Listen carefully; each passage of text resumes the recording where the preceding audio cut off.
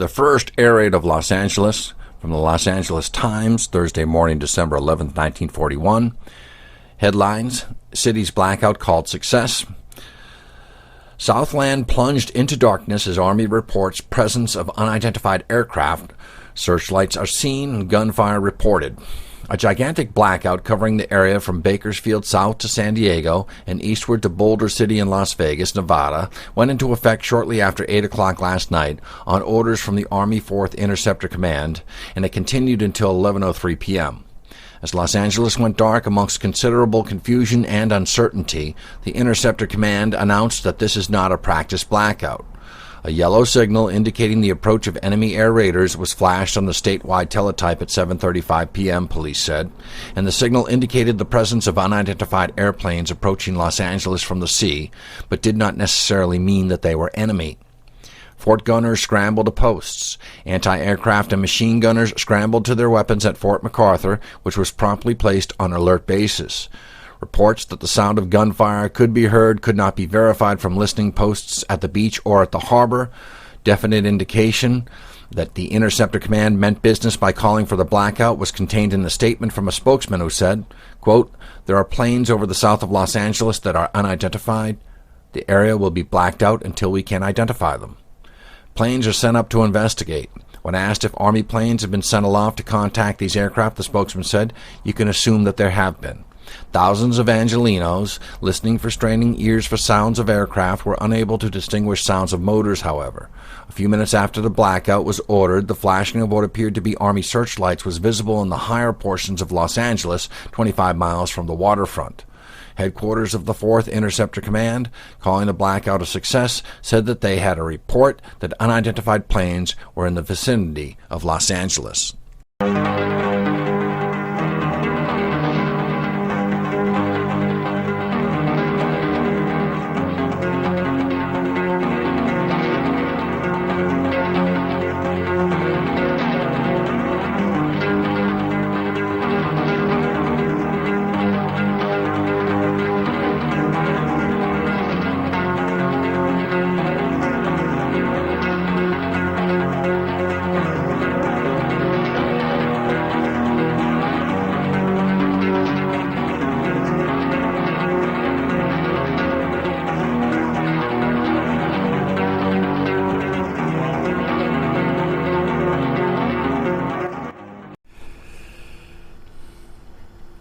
All right, well, good evening, everybody. Welcome to the Bay State Paranormal Center. See some familiar faces here, and it's great to have you back. My name's John Horrigan. I'm a New England folklorist, closet ufologist. I don't like to brag about that. I'm going to leave the lights on for this opening portion. As a ufologist, the study of UFOs, I've been to Roswell 3 times, other alleged UFO hotspots like Gulf Breeze, Florida, the San Luis Valley in Colorado, Kecksburg, Pennsylvania, Shag Harbor, Nova Scotia, Area 51, got chased out of there. Let me see, where else? Edwards Air Force Base, Antelope Valley, Wright-Patterson Air Force Base 3 times, and just around the Hudson River Valley. So just to anomalous spots where UFOs allegedly have been encountered. And with that, I found that the historical realm of ufology is what interests me the most. And what I mean by that is when UFOs start showing up in the press. Now, popular lore will tell you that the father of ufology, and I'll show you a photograph of him in a moment, is Kenneth Arnold, who on June 24th, 1947, while flying over Mount Rainier, where I'm heading next month, saw a group of saucer-shaped objects that he described as saucers skipping across the water, and hence the press coined the term flying saucers. And then popular lore will also tell you that a flying saucer crash took place at Roswell on July 4th, 1947.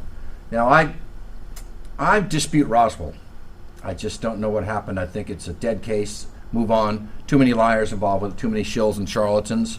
And moreover, the experts, or the self-proclaimed experts of Roswell, they got the dates wrong. They used July 4th as the date.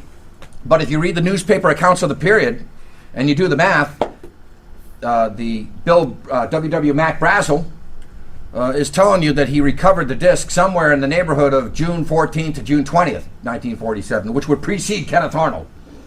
So therein lies the quest that I'm on, is to look at historical UFOs. And UFOs show up historically in the written record en masse in the years 1896 and 1897 in a mysterious airship wave. Then they show up in Scandinavia as known as Scandinavia Ghost Flyers. Then they show up in World War II as Foo Fighters, at the end of World War II as Scandinavian Ghost Rockets. Then you get into the modern age of ufology. But in investigating this case, the Great Los Angeles Air Raid of 1942, it's never been wholly explained.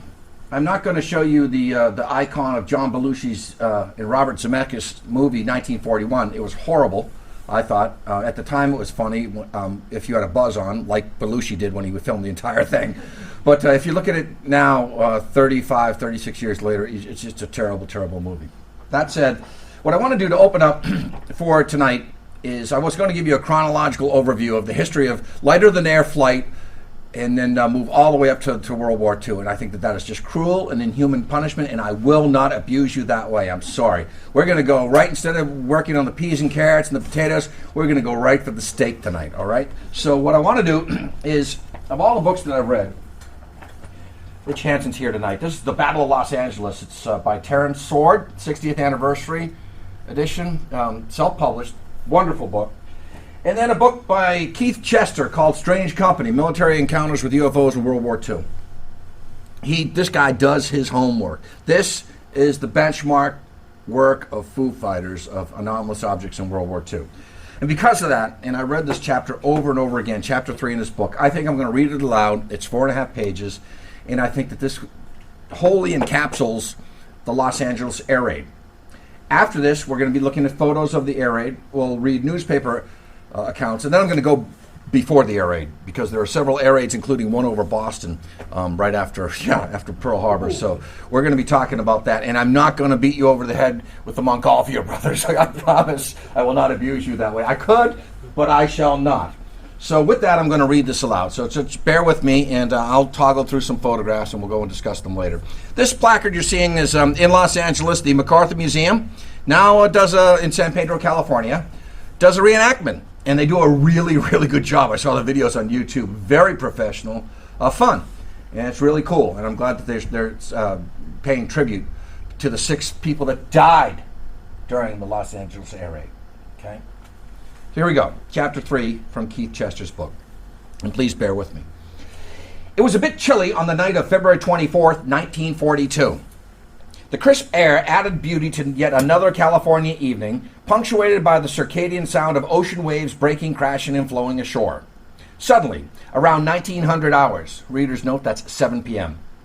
Pacific time, alarms pierced the night serenity, sending a shrill call of danger to inhabitants of the Los Angeles area. Naval intelligence received word from the 37th Coastal Artillery Brigade headquarters that a high number of, quote, flares and blinking lights were observed near the defense plants. There are a lot of plants that are building munitions and aircraft and tanks and military equipment in Southern California, where we are. A yellow alert was issued from the Mexican border to the coast of Monterey. Home defense units scanned the skies and sea for signs of danger. By 23 hours, and readers note that is 1983 is 10:23. No attack had come, and it was a false alarm. So the first air raid siren goes off at 7 p.m., ends at 10:23 that night of February 24th, 1942. The all-clear siren was sounded, giving the Pacific Coast citizens a chance to relax and calm their nerves. But that was short-lived. A few hours later, around 0144 hours, that's 1:44 a.m., quarter to 2 in the morning, this now on the 25th of February, 1942, radar units again picked up an unidentified aerial target. That's in quotes. At 2 a.m., First Lieutenant Kenneth R. Martin of the 4th Interceptor Command confirmed the well-tracked target. 15 minutes later, anti-aircraft units were ordered to green alert. An unidentified target was a little more than 100 miles away and heading towards Los Angeles. Until an attack was confirmed, the Army Air Force held what few fighters they had on the ground, and we'll look at that. They have really no air defense there, and had the Japanese known this, they would have come right to the Pacific coast. At 0221 hours, at 2:21 a.m., The unidentified target came within a few miles of the coast. And this is according to the regional controller, who issued a county-wide blackout. Enemy planes were reported everywhere, though they had vanished off of the radar screens. A few minutes later, at 02:43 hours, anti-aircraft batteries in the vicinity saw something in the sky. Responding with gunfire, they sparked a chain reaction, and the night sky erupted into a frenzy of pyrotechnics. All hell had broken loose. 40 searchlights danced over the city, their cones of light stretching deep into the night sky. Flares hung pulsating in the air, and tracer rounds, followed by deadly anti-aircraft munitions, streaked upwards in all directions. What you're seeing is the famous photograph, and we'll turn the lights down after I'm done reading here. Confused, most citizens remained in their shelters, while some ventured outside to watch. Though several units with the Army said a balloon caused them to open fire, a balloon, many eyewitnesses said they saw something else flying over the area. Some said it was a triangular grouping of glowing objects, and it was heading inland over the coast near defense factories in the area. Air Raid Warden Raymond Angier, an employee with Douglas Aircraft Company, witnessed the unidentified aircraft approaching Los Angeles. Quote, "When I went running outside to make sure people had doused their lights and were heading for shelters, I saw what had triggered the alarm. It was a formation of 6 to 9 luminous white dots in triangular formation visible in the northwest sky. The formation moved painfully slowly, you might call it leisurely, as if it were oblivious to the whole stampede that it had created." Commenting further, he said, "You'll never know what it was like. One minute the city was bedded down for the night. The next thing you know, the streets were swarming with air raid wardens, people going in both directions, and a lot of talk about the enemy overhead."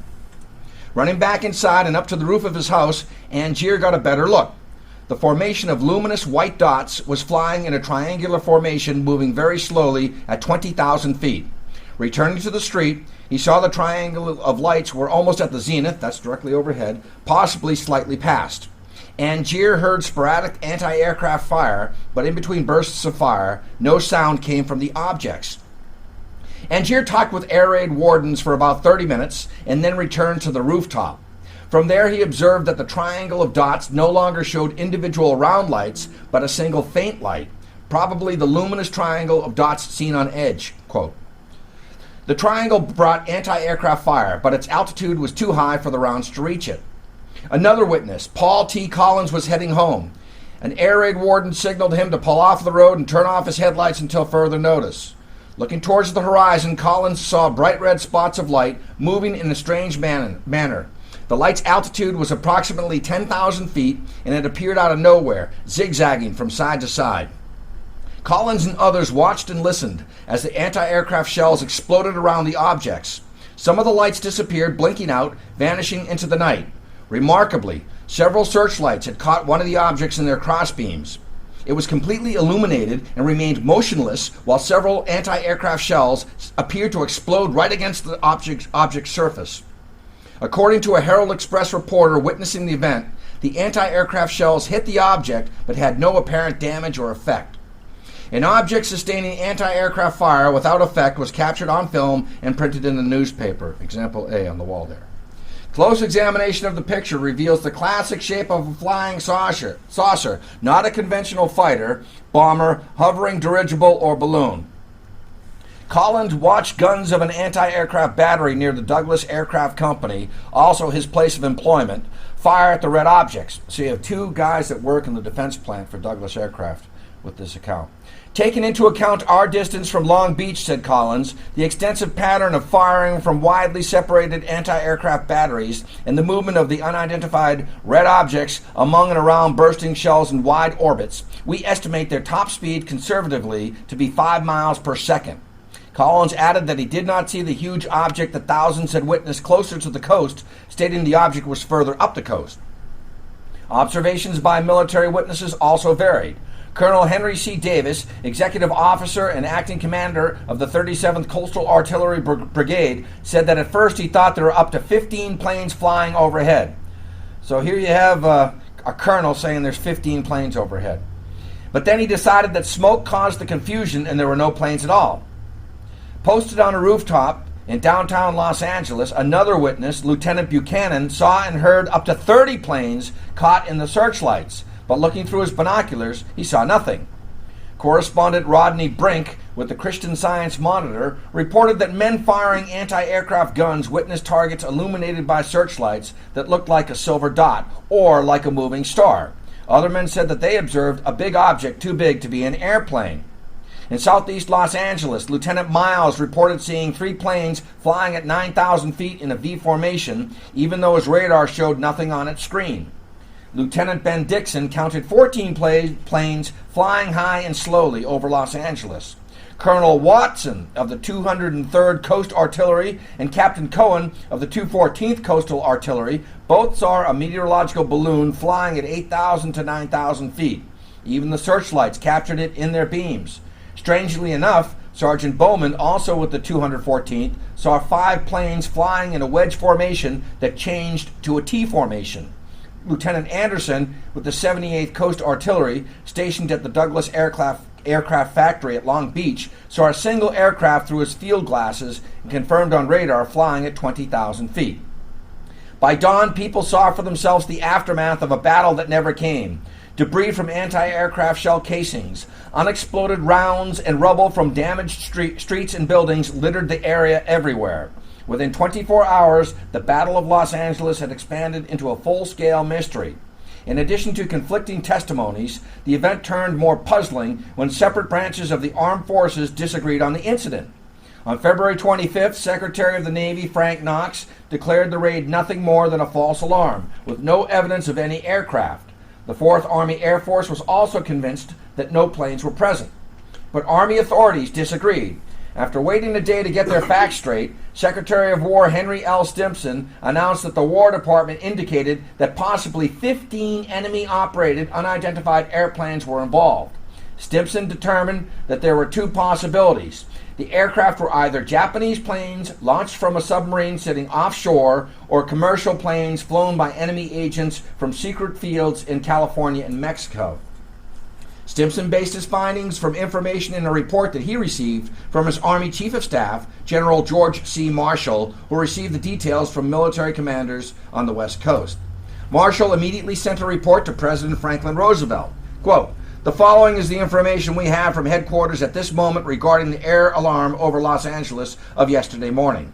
From details at this hour, 1. Unidentified airplanes other than American Army or Navy planes were probably over Los Angeles and were fired on by elements of the 37th Coastal Artillery Brigade between 3:12 and 4:15 a.m. These units expended 1,430 rounds of ammunition. 2. As many as 15 airplanes may have been involved, flying at various speeds from what is officially reported as being very slow to as much as 200 miles per hour and at elevations from 9,000 to 18,000 feet. General Marshall stated that neither the Army nor the Navy were responsible for sending any United States aircraft into action, that no casualties were reported among the ground troops, and that an investigation into the matter was ongoing. Investigation continuing, the report continued, it seems reasonable to conclude that if unidentified airplanes were involved, they may have been from commercial sources operated by enemy agents for purposes of spreading alarm, disclosing location of anti-aircraft positions, known as feinting, and slowing production through the blackout. Such conclusion is supported by varying speed of operation and the fact that no bombs were ever dropped. Press coverage continued for days and debates over the situation flourished. Confusion over why the authorities contradicted one another had escalated public and congressional concern. Many criticized the military for being unsure and misleading. A real enemy threat faced the American people, and they wanted assurance from their government that they would be kept informed and that war games would not be played at the expense of their fraying nerves. On February 26th, the same day that General Marshall informed President Roosevelt that California was under attack, another highly unusual object was observed in another part of the world. The Dutch cruiser Tromp was sailing in the Timor Sea, a part of the Indian Ocean between the island of Timor and India. The Tromp crewmen were puzzled by a large illuminated disc approaching at terrific speed. For almost 4 hours, they watched in amazement as the wingless object circled above their ship. Finally, the disc departed the area at an estimated 3,500 miles per hour. So, I wanted to open up with that, with the Battle of Los Angeles, bring you to the event itself, and I think we're going to kill the lights at this point. Sorry, that was a really crappy read. I was stammering like a banshee. No, it was good. But I hope that you got the crux of it. I was telling you about military men. What Chester did, good. Chester is not talking to residents in this book. He's talking about military men, high up military men. And we even got General Marshall now on record as saying that there was an object that had been seen. So if we look at this famous photo, and again, that's the famous photo, up to 40 searchlights in the skies over Los Angeles. We believe that these dots that you see are tracer rounds from anti-aircraft. And the guy on the right there is Bruce Maccabee. What he did is a reverse image. He got his hands on a glass plate of this image, and you can see the anti-aircraft battery below. And he reversed it. And lo and behold, there's some sort of discoidal object it looks like a blimp, a classic blimp or a barrage balloon in there. And I could definitely take that as an explanation. The only thing that puzzles me is a barrage balloon or a blimp would go down with one hit. And now here's a close-up of the object, again highlighted and triangulated between the searchlights. So Bruce Maccabee says that these three dots that show in the newspaper picture, he thinks that the brightest dots are explosions. So we can determine that the act that was being laid on this object was pretty much dead on. And moreover, for it to be captured and triangulated in searchlights like that it was going very, very slow, if not hovering. And here's a brightness reduced, contrast enhanced image of the object. Gamma reduced to reduce the brightness and contrast. And I like this. This is a reverse image showing whatever this object is. And then, of course, the newspapers the next day, the Army says the alarm is real. And as I mentioned in that article, the Navy said it wasn't. The Army Air Force said it wasn't. So you've got 2 out of the 3 branches that participated saying that it was false. The newspaper showed that the classic photograph searchlights. It showed a man to the right there, upper right-hand corner. He's looking at the fragments from shrapnel that landed on his automobile. You have a woman who had a piece of shrapnel land in her house. And as I mentioned, 6 people died. 3 from falling shrapnel, 2 from congestive heart failure, and 1 in a car accident. And you can see the damage that was inflicted there. There's a police officer, lower left-hand corner. He's looking at an indentation in a wooden walkway. And mystery raid. 2 waves of planes sweep over city as anti-aircraft guns roar. So the first wave began at about 7 p.m., ended at about 10:22, 10:24. No shots were fired. The next one shows up at about 1:45 and goes up until 4:15 in the morning, and all hell breaks loose. And as anybody can tell you, if one battery begins firing, all batteries will begin firing. They don't ask questions. L.A. Mystery Invader. I'm going to be reading this in just a moment. Anti-aircraft guns blast at L.A. Mystery Invader. That's in Glendale News Press. This is in the Modesto Bee. L.A. guns shell mystery aircraft. This is a letter from Kufan that's basically talking about 32 pages that they got from the 4th Anti-Aircraft Command history regarding defense operations in the West Coast. Another letter, this is from the Chief of the Staff of the Army. It's FDR, basically. And he's talking about what happened in Los Angeles, shows concern, and Marshall, General George C. Marshall, and again, I know this is terrible. Basically, this is his original communique to the president. But I want to go over the text of the newspaper articles. And this shows up on June 4th, 1942. It shows up almost 4 months later, and basically, Jap fleet heads for America. So in other words, there's a hysterical element here. What had happened is the Japanese had attacked Midway, and they had done a false or a probing attack on Attu Island in the Aleutian Islands on Alaska. And here the Winnipeg Free Press is saying the fleet is heading for America. West Coast defenders are on alert for action. As I mentioned in my opening statement, this is Kenneth Arnold, supposedly the godfather of ufology. Not in my book. So here's the article. I'm going to read it to you, okay? Anti-aircraft guns blast at L.A. Mystery Invader. Raid scare blacks out Southland, but Frank Knox, Secretary of Defense, claims false alarm. Washington. Secretary of the Navy, rather. Secretary of the Navy Frank Knox said today that there were no planes over Los Angeles last night. That's our understanding, he said. He added that none have been found and a very wide reconnaissance has been carried on. He added it was just a false alarm. Anti-aircraft guns thundered over the metropolitan area earlier today for the first time in the war, but hours later, what they were shooting at remained a military secret. An unidentified object moving slowly down the coast from Santa Monica was variously reported as a balloon and an airplane. No bombs were dropped and no planes were shot down during the anti-aircraft firing in the Los Angeles area, the Western Defense Command said in San Francisco.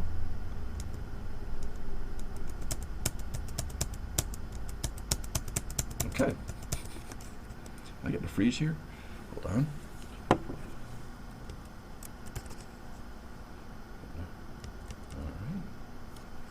One sec here, folks. I got to freeze here in my Okay,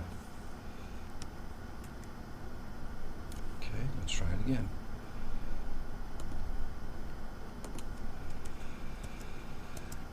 Cities in the Los Angeles area were blacked out at 2:25 a.m. today on orders from the 4th Interceptor Command when unidentified aircraft were reported in the area, the Western Defense Command said. Although reports are conflicting and every effort is being made to ascertain the facts, it is clear that no bombs were dropped and no planes were shot down. There was a considerable amount of anti-aircraft firing. The all-clear signal came at 7:25 a.m. Army scoffs at civilian reports. Army intelligence, although uncommunicative, scoffed at reports of civilian observers that as many as 200 planes were over the area. There were no reports of dropping bombs, but several instances of damaged property from anti-aircraft shells. A garage door was ripped off in the Los Angeles residential district, and fragments shattered windows and tore into a bed where a few moments before Miss Blanche Sedgwick and her niece Josie Duffy had been sleeping. A Santa Monica bomb squad was dispatched to remove an unexploded anti-aircraft shell in a driveway there. Wailing air raid sirens at 2:25 a.m. awakened most of the metropolitan's 3 million citizens. A few minutes later, they were treated to a gigantic 4th of July-like display as huge searchlights flashed along a 10-mile front to the south, converging on a single spot high in the sky.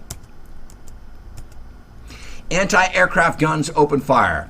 Moments later, the anti-aircraft guns opened up, throwing up a sheet of steel skyward. Tracer bullets and exploding shells lit the heavens.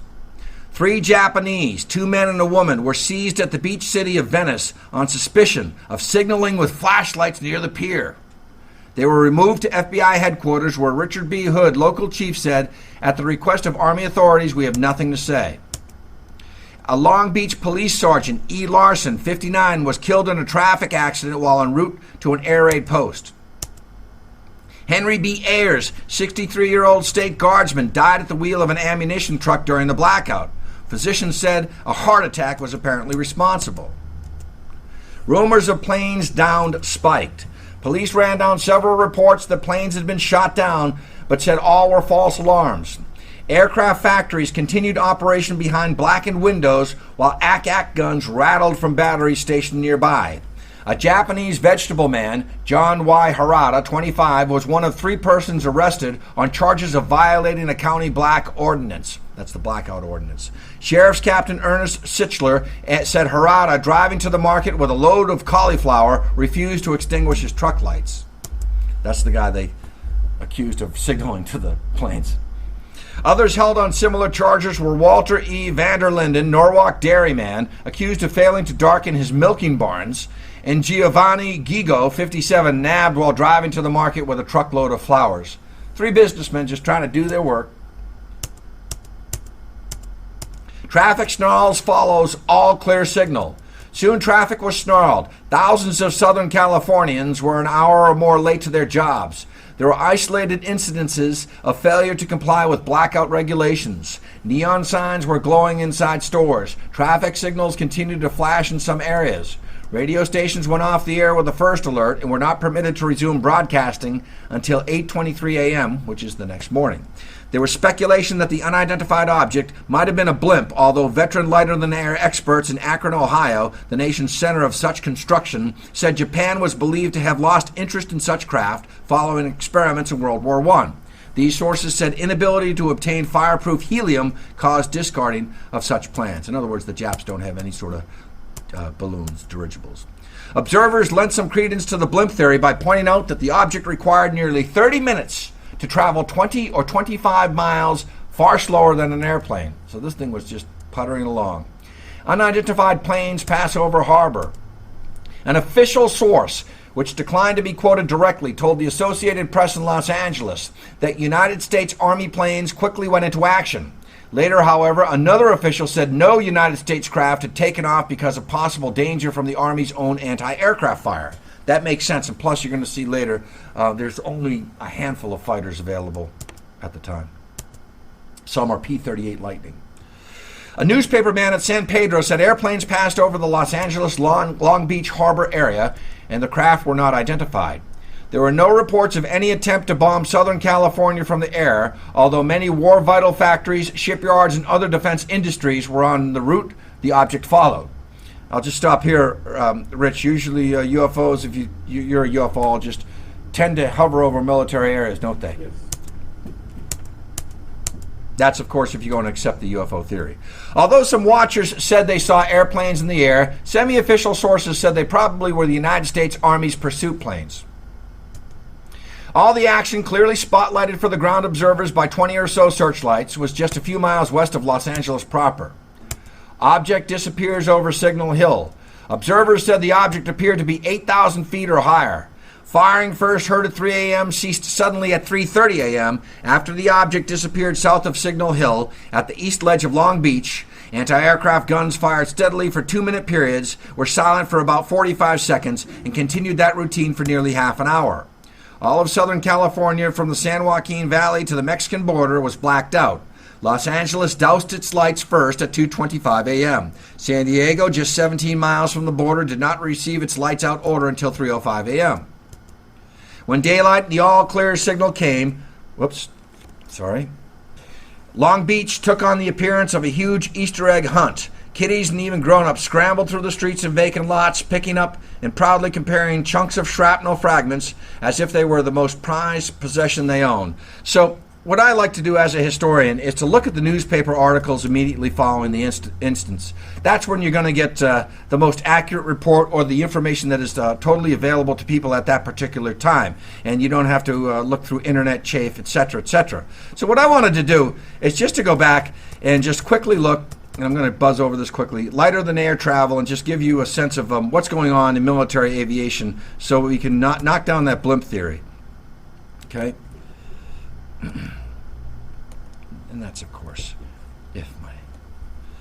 I had this crash today, my PC, and it's going to smash. That's when I take my laptop and I hum it against the wall. Okay. Come back. Come on, buddy. Like, this shouldn't even be here. Anyways, while I'm waiting for my computer to come back, any questions, any thoughts at this point? Dave? Yeah. I think I see lens flares on that first picture that you showed us. Mm-hmm. So some of those sources of light that we see might be from the explosions, but it may also be from lens flares. Okay. I'm no expert on cameras. I have no idea what they would have used that early in the 50s. But if it was, are you sure it was a glass plate for the negative? That's what I've been told. Because I don't know if they were... Now, again, aside from the photo, and maybe that is lens flares, are you talking about the dot or the object that's triangulated in the searchlights? Well, later on we can come back to the Sure. first picture. I don't want to interrupt you. That's okay. No, but I mean, that's we just can't go hop, skipping, and jumping into the UFO. We have to apply some skepticals, as we say. Put some skepticism on it. Just want to briefly go over the father of air rage was Leonardo da Vinci. Leonardo was truly a Renaissance man. He had the first primitive design of a helicopter and a flying machine. He was a scientist, mathematician, engineer, inventor, anatomist, painter, sculptor, architect, botanist, chemist, musician, and writer. The only guy that in history of Western civilization that I can run close to this guy is Benjamin Franklin. So it was Leonardo who came up with the idea of using a flying machine for an air raid. So there's a bunch of people that got involved with aviation, first being Francesco de Lana Terzi. And basically, he was the first serious project for a lighter-than-air aircraft in 1670.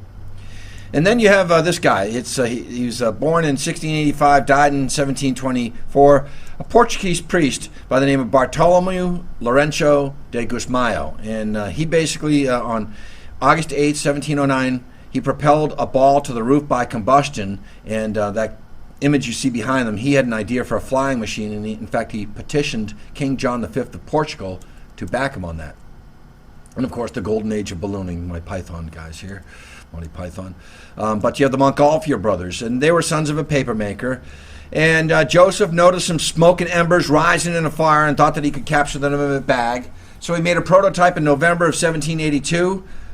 By December of that year, I have the juxtaposed, it should say 1782, the brothers made a model capable of lifting a man.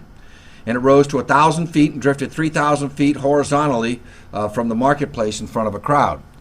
So he wrote to the Academy, the Royal Academy of Sciences, Académie Royale des Sciences, to describe what he had accomplished, and they ignored him. They later lifted his design. They stole his design and hired other people. So on June 4, 1783, he built a larger, new 35-foot balloon which rose to 3,000 feet and drifted for about 2 miles. So the Royal Academy of Sciences hires Jacques Charles, a popular scientist, and he develops a balloon and steals the Montgolfier brothers' design.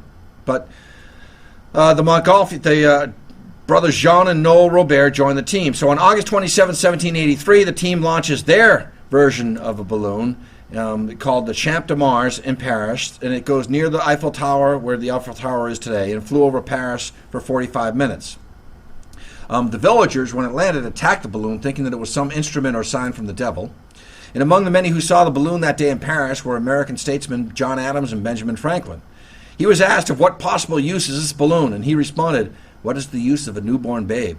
So Franklin saw the possibilities of flight. So the Montgolfiers, they redoubled their efforts, and in September of 1783, they built a new 42-foot balloon, and they took off from Paris. In fact, King Louis and Marie Antoinette, pictured on the right-hand side, witnessed the launch. It rose to 1,800 feet, flew for about 2.5 miles in 8 minutes. And the king originally wanted to send up 2 convicts in case there was an accident, but he was convinced to do otherwise. He said, do you want a convict, Your Royal Highness, to be the first man to be ascending in a balloon? So the next flight flew tethered at an altitude of up to 300 feet for about 4.5 minutes. They made several other flights in October of 1783. The balloon was visible across Paris, and the flight was viewed by thousands of Parisians. Once again, Ben Franklin saw it. And balloons were all the rage of French high society, and aeronauts, the people that flew in the balloons, were the heroes, the local heroes of the day. So the Montgolfier brothers certainly had touched off something new. Nobody had ever seen lighter-than-air travel. And in fact, Jean-Pierre Blanchard and Dr. John Jeffries, an American, flew a hot air balloon across the English Channel as depicted in the right-hand picture. And on the 15th of June, 1775, 2 other men, Rogier and Romain, attempted it, but they crashed and burned and died.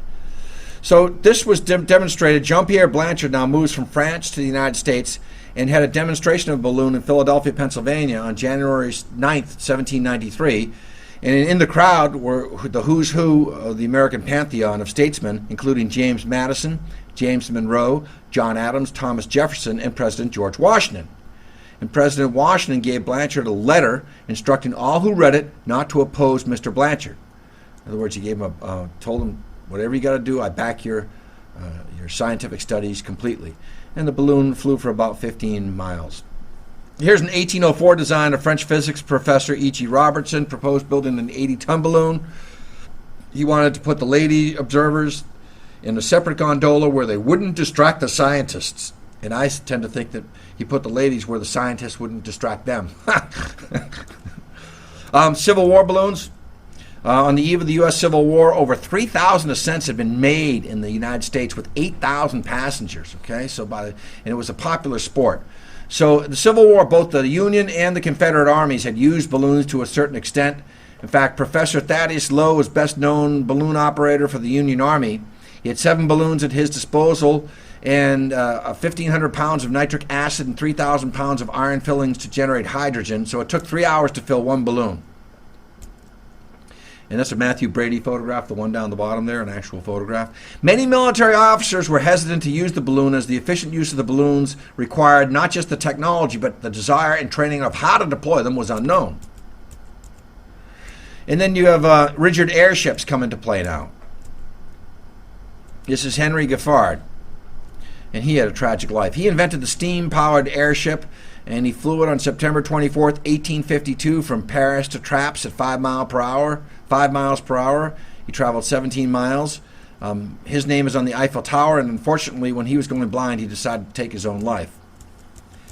Next guy here is Solomon Andrews, and basically he was the American inventor of a first dirigible airship. And his craft was called the Arion, and it flew over Perth Amboy, New Jersey on June 1st, 1863. And the buoyancy was controlled by sand ballast. It was almost like a glider riding thermals. And he flew over New York City on May 25th, 1865, and June 5th, 1865. The second trip was to carry a newspaper reporter, but unfortunately he was too fat to fly in the balloon. Stanislaus Charles-Henri Dupuy de Lome, another great naval architect in the French history. He invented ironclads, navigable balloons, steam battleship, and electrical submarines. Well, he was given some money to develop an observation platform for the France to help them in the Franco-Prussian War. That's the good news. The bad news is the French were defeated in just a few months by the Prussians or the Germans. And this guy, Paul Heinlein, he was a German engineer who flew a semi-rigid frame dirigible on December 13th, 1872 with a gas engine in Czechoslovakia. And this feller, American inventor who was very successful by the name of Charles F. Ritchell. He was the American inventor of a successful dirigible. He also invented the funhouse mirror, a toy monkey bank, and the holder of more than 150 patented inventions. He designed a one-man dirigible. It was powered by a hand crank, built at Bridgeport, Connecticut. It could reach a height of 200 feet. It flew at the Centennial Exhibition in Philadelphia in 1876. And then 2 years later, on June 12, 1878, he took off from a baseball field behind the Colt Armory in Hartford before a large group of spectators. And he flew it over the Connecticut River before returning to the starting point and landing. Charles Renard and A.C. Krebs, August 9, 1884, they flew the La France, set a speed record. And basically they flew it at 14.5 miles per hour. It traveled 5 miles that day, and it was considered to be the first fully controlled powered flight by a manned airship in the world. This guy, David Schwartz, an unknown inventor, a Croatian aviation pioneer, came to the United States. He designed that craft you see in the lower right-hand corner. It looks like a cigar shape. It looks like a big pencil, actually, a big crayon. And he tested it with partial success in Germany in November of 1897. And the ship broke free, and the test pilot, Jagels, disengaged the propeller, and the driving belt slipped off the left propeller, causing partial loss of steering, and then the ship turned broadside to the wind. The forward tether broke free, and it drifted about 500 meters before losing all steering, and then the ship turned over and collapsed. But he is credited with creating the mystery airship wave, which took place in the United States at the end of the 19th century during 1896 and 1897. I'm not sure if you can actually do that. And there are some who claim that he sold his design to Count von Zeppelin, and this is disputed. And this is Count von Zeppelin. Behind him is LZ-1. That's the first operational Zeppelin that flew, I believe, on July 2nd of 1900. Zeppelin was the one who visited the Union Army Balloon Corps. Do you remember how I mentioned Professor Lowe with the observation balloons for the Union Army?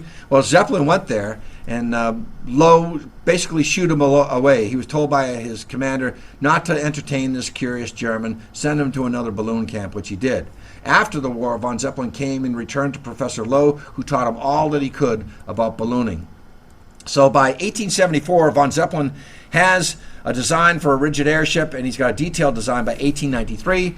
And as I mentioned, the Zeppelin LZ-1 was the first truly successful experimental rigid airship, first flown from a floating hangar on Lake Constance near Friedrichshafen in southern Germany at 8:03 p.m. on July 2nd, 1900.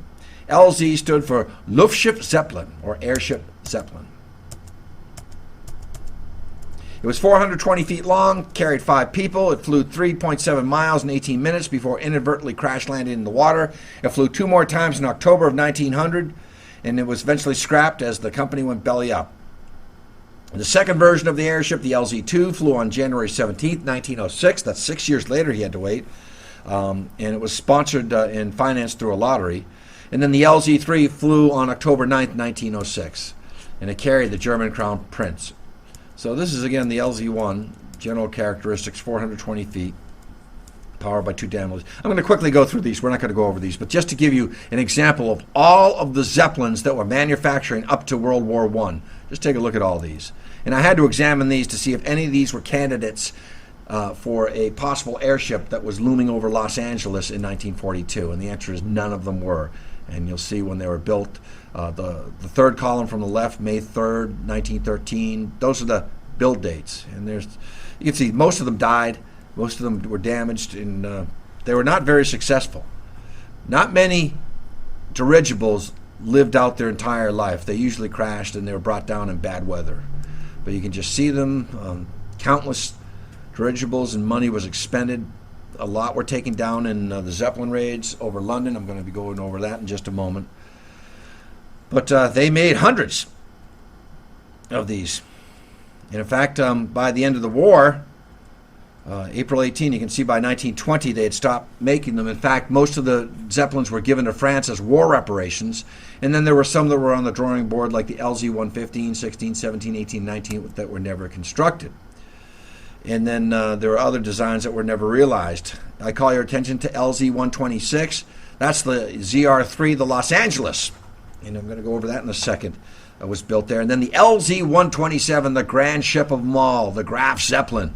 It was the most successful airship in history. It had regular flights to North and South America, a world tour in 1929, Arctic trip in 1931, traveled thousands upon thousands of miles. And then, of course, LZ-129, known as the Hindenburg, which was destroyed on May 6, 1937. The Graf Zeppelin II, LZ-130, 30 flights, 400 hours, modified for helium, and its last flight was on August 20th, 1939. It was dismantled in 1940 upon order of Hermann Goering. So that's very, very important. That's the last dirigible. Now, they say LZ-131 was never finished. So that's an important point. 1939 was its last flight, and almost 3 years later, we're in Los Angeles. Major dirigibles, the Shenandoah, these are American dirigibles. The R-38, the Los Angeles, the Akron, the Macon, all lost in bad weather. R-38. This is the Graf Zeppelin. Look at the size of that. There was also a competing dirigible company in Germany.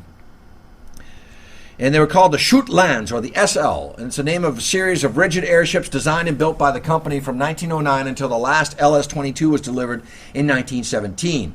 They built 1 research and 4 passenger airships, and they were planned for post-war use but never built.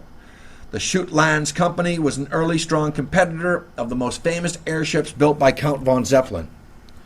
Grossbasenach, and the designation for a series of 5 so-called M-class German military semi-rigid airships, was constructed by the well-known balloonist and Major Hans George Friedrich Grob.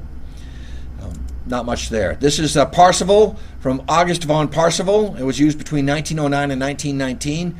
He had 22 airships, semi-rigid, meaning that they didn't have a steel infrastructure, built by Luftfahrzeuggesellschaft, LFG, following his design. And then for Lanini in Italy, he had also built blimps between 1900 and 1931. This is the R101 disaster. Wasn't completed. They actually cut out the center of it, if you can see the picture on the right, and they added a section to make it bigger. It had all sorts of problems, navigation problems. It crashed in bad weather in France on October 5th, 1930, on its way to India. Here's the Graf Zeppelin again, just to give you an idea of its enormity. The Graf Zeppelin 1 on the left, the Graf Zeppelin 2 on the right. And they reached their zenith in the 1930s. And they operated regular transatlantic flights between Germany and North America and Brazil. And in fact, the Art Deco spire on top of the Empire State Building was designed originally to serve as a dirigible terminal for the Zeppelins. Of course, once the Hindenburg disaster took place, it was all done. So my point, and here's some unknown American airship disasters, and here's one for you, ghost researchers. April 4th, 1933, U.S. Navy airship J3A7382 is lost in the surf off the coast of New Jersey with 2 crew members who are killed while looking for survivors of the USS Akron. August 16th, 1942, I don't know if you've heard about this, any of the ghost hunters here, the disappearance of the 2-person crew of the U.S. Navy blimp L8, aka known as the Ghost Blimp. The Ghost Blimp mystery was featured in an episode of Unsolved Mysteries. Has anybody ever heard of that one? Yes, Rich. Yeah, I think in the San Francisco area, a blimp was just flying around and nobody was in it. Okay. Yeah. That's probably the Ghost Blimp. Just a number of rigid airship disasters ranging from 1990. The Hindenburg was the last. It ended the golden age of dirigibles. The Soviets had a bad disaster near Murmansk on a practice flight for an Arctic rescue mission. Then, of course, we have on May 6, 1937, Lakehurst Naval Air Station, New Jersey, the Hindenburg crashes, goes up in flames. Now, I just wanted to show you that blimps could be tethered at sea to a battleship and moved, or to a tender, and they could be used as marine airships. So there could be a marine application. There's a poster on the right trying to show the French might with a battleship and a biplane and a blimp, but they could be towed. Now, the first air raids we're going to talk about, Lilienthal's wing flight, the Wright brothers, Zeppelin raids, Billy Mitchell, and the bombing of Guernica. Otto Lilienthal. Okay, now Otto was a respected mechanical engineer. He built some of the world's first successful gliders, monoplanes, and biplanes. He flew from a special conical mound near Berlin. He flew over 2,000 times with his weird contraptions. He had first had a flapping wing glider, then he had a still wing, a fixed wing glider, and he said, to invent an airplane is nothing, to build one is something, but to fly is everything. And on August 8, 1896, he stalled, crashed, broke his back. He died 2 days later, but he was a wild man. And on his deathbed, he said, sacrifices must be made. Of course, you have the Wrights, born in Wilbur in 1867 on the left, Orville on the right. No pun intended. First heavier-than-air human flight, December 17, 1903. They were bicycle shop owners turned aeronautical engineers who conducted many wind and aerodynamic experiments and constructed several gliders first. On October 7, 1908, Edith Berg became the first American woman to fly in an airplane when she flew with Wilbur. The Wrights landed a big Army contract and would fight patent disputes for the rest of their lives. But on September 17, 1908, Army Lieutenant Thomas Selfridge became the first fatality of an airplane crash. Orville was badly injured, suffering a broken left leg, 4 broken ribs, a dislocated hip, and 3 hip fractures. Billy Mitchell. Teddy Roosevelt was the first one who saw a benefit of military aviation in 1908. Well, Mitchell was an Army general, decorated from World War I, considered to be the father of the U.S. Air Force. And after leading the Army Air Corps in World War I, he was demoted to colonel because he always fought with the Army in 1925. But he proved that air power could sink battleships on July 20th, 1921, when 3 of his 5 NBS-1 biplane bombers scored direct hits on the scuttled German battleship Ostfriesland. And the first air raid on civilian populations was conducted on April 26, 1937, the first aerial attack on the Basque town of Guernica. It's called Operation Horrigan, the first air raid of the German Luftwaffe, the Condor Legion, and Italian fascist Aviazione Legionaria, and they caused widespread destruction and 250 civilian deaths during the Spanish Civil War. Western countries viewed Guernica as an example of terror bombing, and it gave them the impression that the Luftwaffe was equipped and committed to such a policy of terror bombing. And of course, that painting in the left-hand corner is by the masterpiece by Pablo Picasso, depicting that bombing of Guernica. And as I mentioned, scareship flaps. Well, what happened? There were airship flaps in 1896 and 1897. There was one locally in Worcester in 1909. And I've studied, common lore will tell you that, there was an airship flap, and this year there was an airship flap every year from 1909 through 1915. And certainly, some of these flaps can be attributed to operational flying machines, whether they be fixed-wing aircraft or rigid airships. This is allegedly the first photograph of a UFO or a blimp, a flying object, was taken in 1876 in Mexico. So this airship in 1896 and 1897, it began in the fall of 1896 in San Francisco and Sacramento, moved to the central part of the United States, including Omaha and St. Louis, on to Chicago, and then there were scattered sightings on the East Coast. And these depictions here are some of the depictions that were described. Now, keep in mind the fact on July 2nd, 1900 was Zeppelin's first flight of a rigid airship. And also, the Wrights didn't fly till 1903. So you can see a newspaper article in the right-hand corner showing the airship with some sort of gondola hanging below it. This is definitely the Schwartz airship. There's no doubt about it. I've examined it closely. And this is why they said that guy Schwartz might have been responsible for the 1896, 1897 sightings. But Sayville, Long Island even reported it, an airship in 1897. And here are some of the depictions. And again, they had lights, bright lights too, and bright lights were in operation. This is cool. Pictographs the Sioux Indians drew in 1896 of what they saw fly over some of their reservations. Aurora Cemetery, April 19th, 1897. Allegedly, on a farm, a UFO crashed into a windmill. This is a whole lecture that I give on a separate topic. I'm going to quickly go over it. But it's baffled scientists. Jim Mars is the lead investigator on this. Now, this airship made by a man by the name of Anthony, was this responsible for the 1909 flap? It was housed in a warehouse in central Massachusetts, possibly. Stoneham, Mass. saw an airplane on May 16th, 1910. This showed up in the Boston Globe. A great book, if you want to get this. I read this on the beach Monday. My wife made me a great sandwich, and I was reading The Scareship Mystery. There's a great book, cover to cover. Nigel Watson, if you want a good book about that, this is the definitive book. Now, here's a very racist cartoon. Actually, no, this isn't the racist one. It's coming up after this. But it's basically making fun in 1911 of people looking, saying the first cartoon, left-hand corner, he says, "Hey, look it, the airship. Hey, you, down there, look." And it's just a silly 1911 humor in Winsted, Connecticut. This is a alleged UFO picture taken in 1912 of an airship.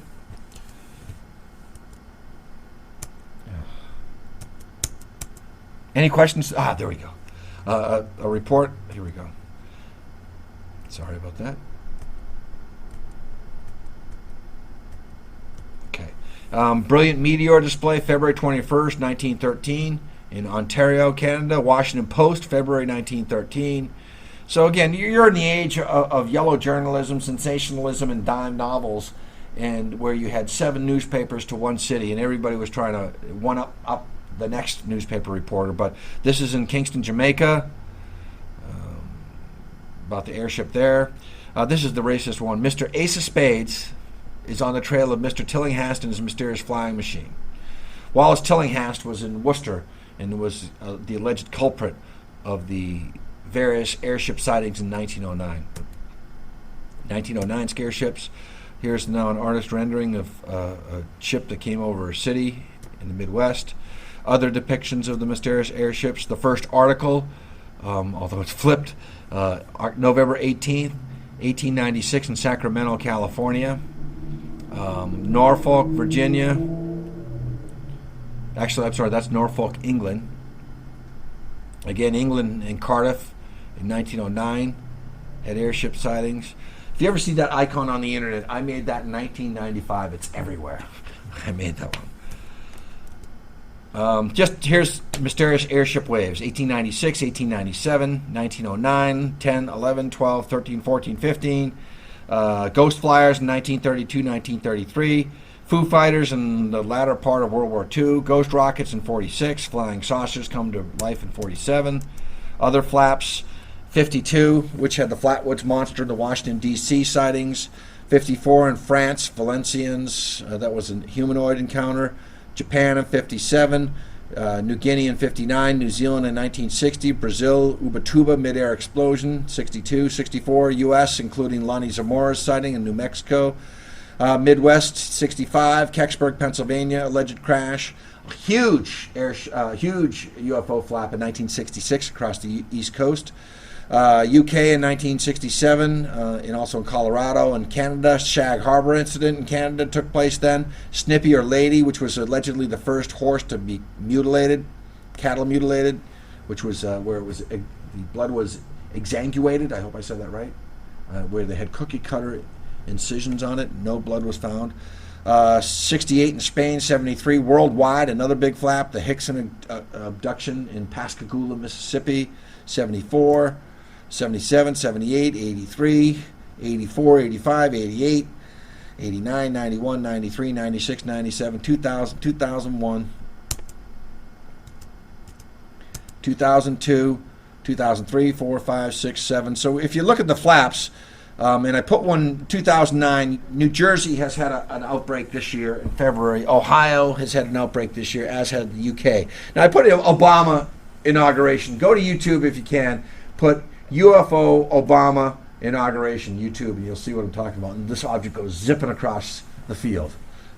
Your choice on what you want to believe. Stephenville, Texas, last year in the United States. The Phoenix Lights, which came in 1997, returned in 2007, and the O'Hare incident in 2006. As I mentioned, the air raid of Washington, D.C., 1952. And then there were trough periods of modern-day UFO activity. These are dormant periods of UFO activity. And you'll see Kufos, Richard Hall, and then my dormant periods. 48 to 51, 58 to 60, 1970 and 1972, 1979 and 1981. These are Kufos dormant UFO periods. And I say that 1993 to 1995 was a drought period, as was 1998 to 2000. I call 1993 to 1996 the Great Hoax Era. So many hoaxes came out. It was the birth of the internet. It was the alien autopsy footage came out. That footage of the fake abduction in Wisconsin came out. On and on and on. So I call that the Great Hoax Era. Now, the first air raids, right? I call this the first Battle of Britain.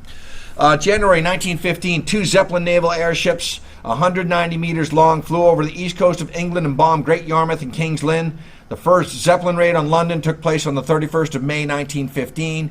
It killed 28 people and injured 60 more. These are all the towns in England that were hit by Zeppelin air raids on the right there. And it's just showing you the distances from Germany to England. Just to give you an idea, if you thought this was a blimp, on how they traveled and how much time they needed.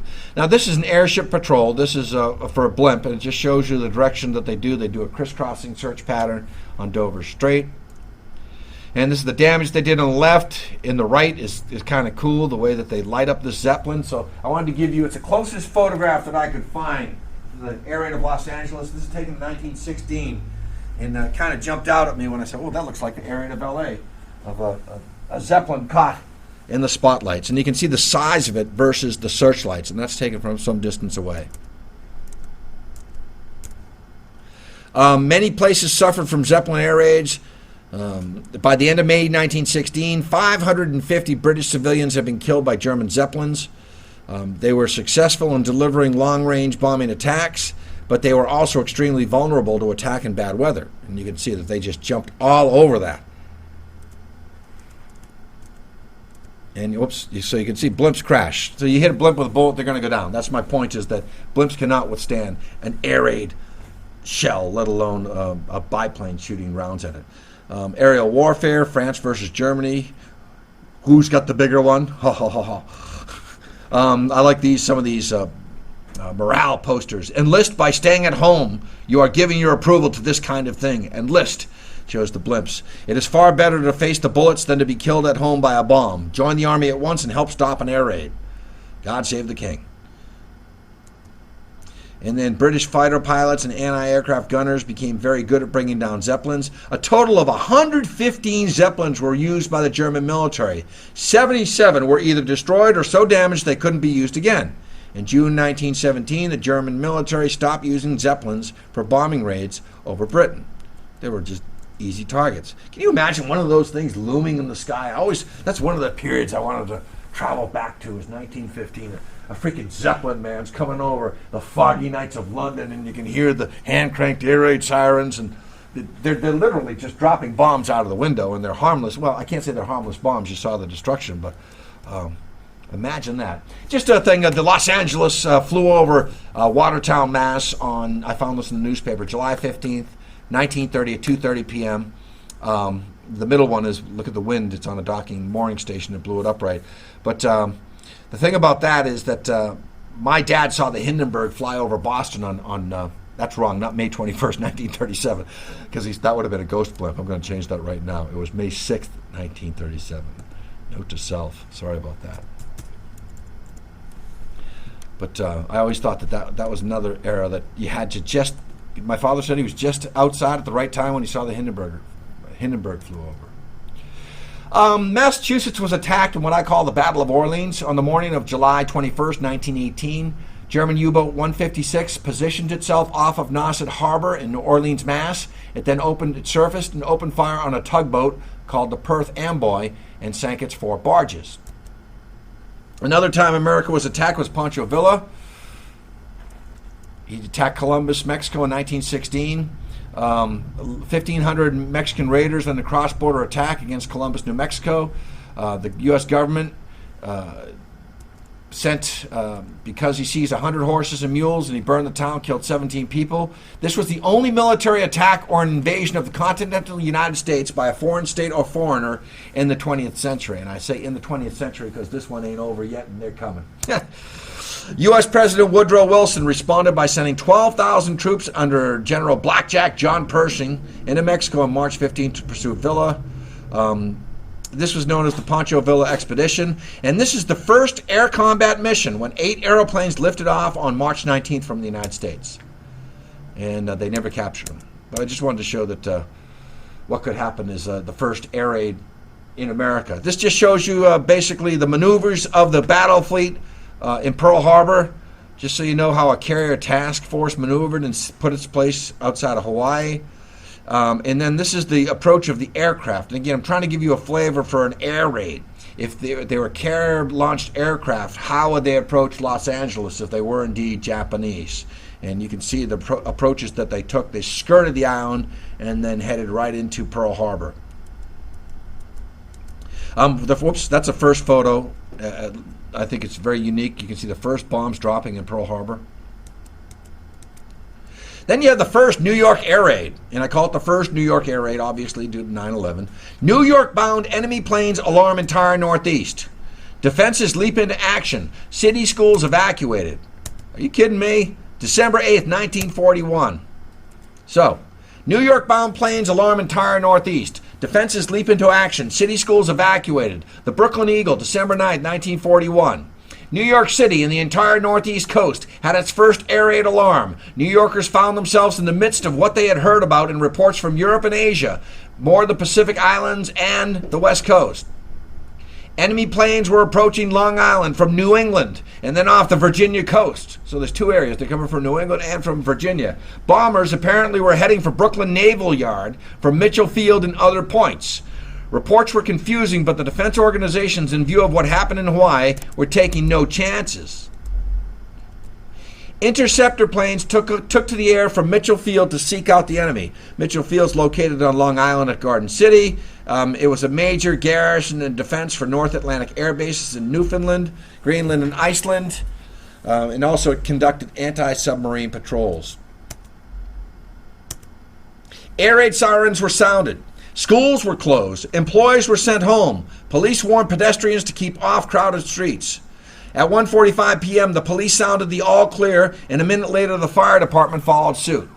But at 2 p.m., the air raid alarm was renewed by both departments a minute apart. So you had 2 air raids that day in New York. Police announced a second all clear at 2:45 p.m. At 1 p.m., Lieutenant Fitzhugh Carrier of the Army Air Defense Command reported that 10 unidentified planes were within an hour of New York, and the warnings reached a crescendo and it was of fright until a bombing was expected any minute. Lieutenant Carrier asked whether this might not be a test of the air warning system. He replied, "No, this is not a test. It looks..." And the second page isn't available. But how's that, So now, look at this, same day. Japs try to bomb coast, routed off Golden Gate, December 8th, 1941. Huh?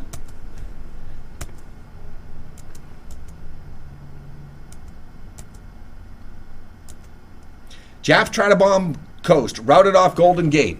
Los Angeles, December 8th, 1941. The Los Angeles Police Teletype carried the following warning from the city air raid warden. Air raid attacks of enemy planes, surface vessels, and submarines are imminent tonight. All precautions have been taken to avoid surprise. December 8th, San Francisco, 1941. The attempted attack on San Francisco Bay Area tonight by enemy planes was a large-scale operation. Brigadier General William Ord Ryan, head of the 4th Interceptor Command, said late tonight. This is a brig general saying this, everybody. An apparent attempt by, if we got colonels and generals and lieutenant colonels saying this stuff, boy, did we have some really bum senior officers in World War II. And if I were to tell that around some vets, I'd get punched in the nose, because we did not have bum senior officers. We had great commanders in World War II. So take that with this. An apparent attempt by Japanese warplanes to bomb the San Francisco Bay Area was reported last night, Monday, by Brigadier General William Ord Ryan of the 4th Intercepting Command, who said a large number of unidentified aircraft were turned back at the Golden Gate. He said the invading planes vanished to the southwest over the sea after searchlights at the Presidio of San Francisco were turned on and other measures were taken to thwart an attack. Ryan did not disclose the nature of these measures.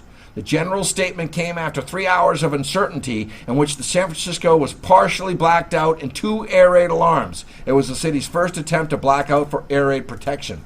Sirens wailed continuously.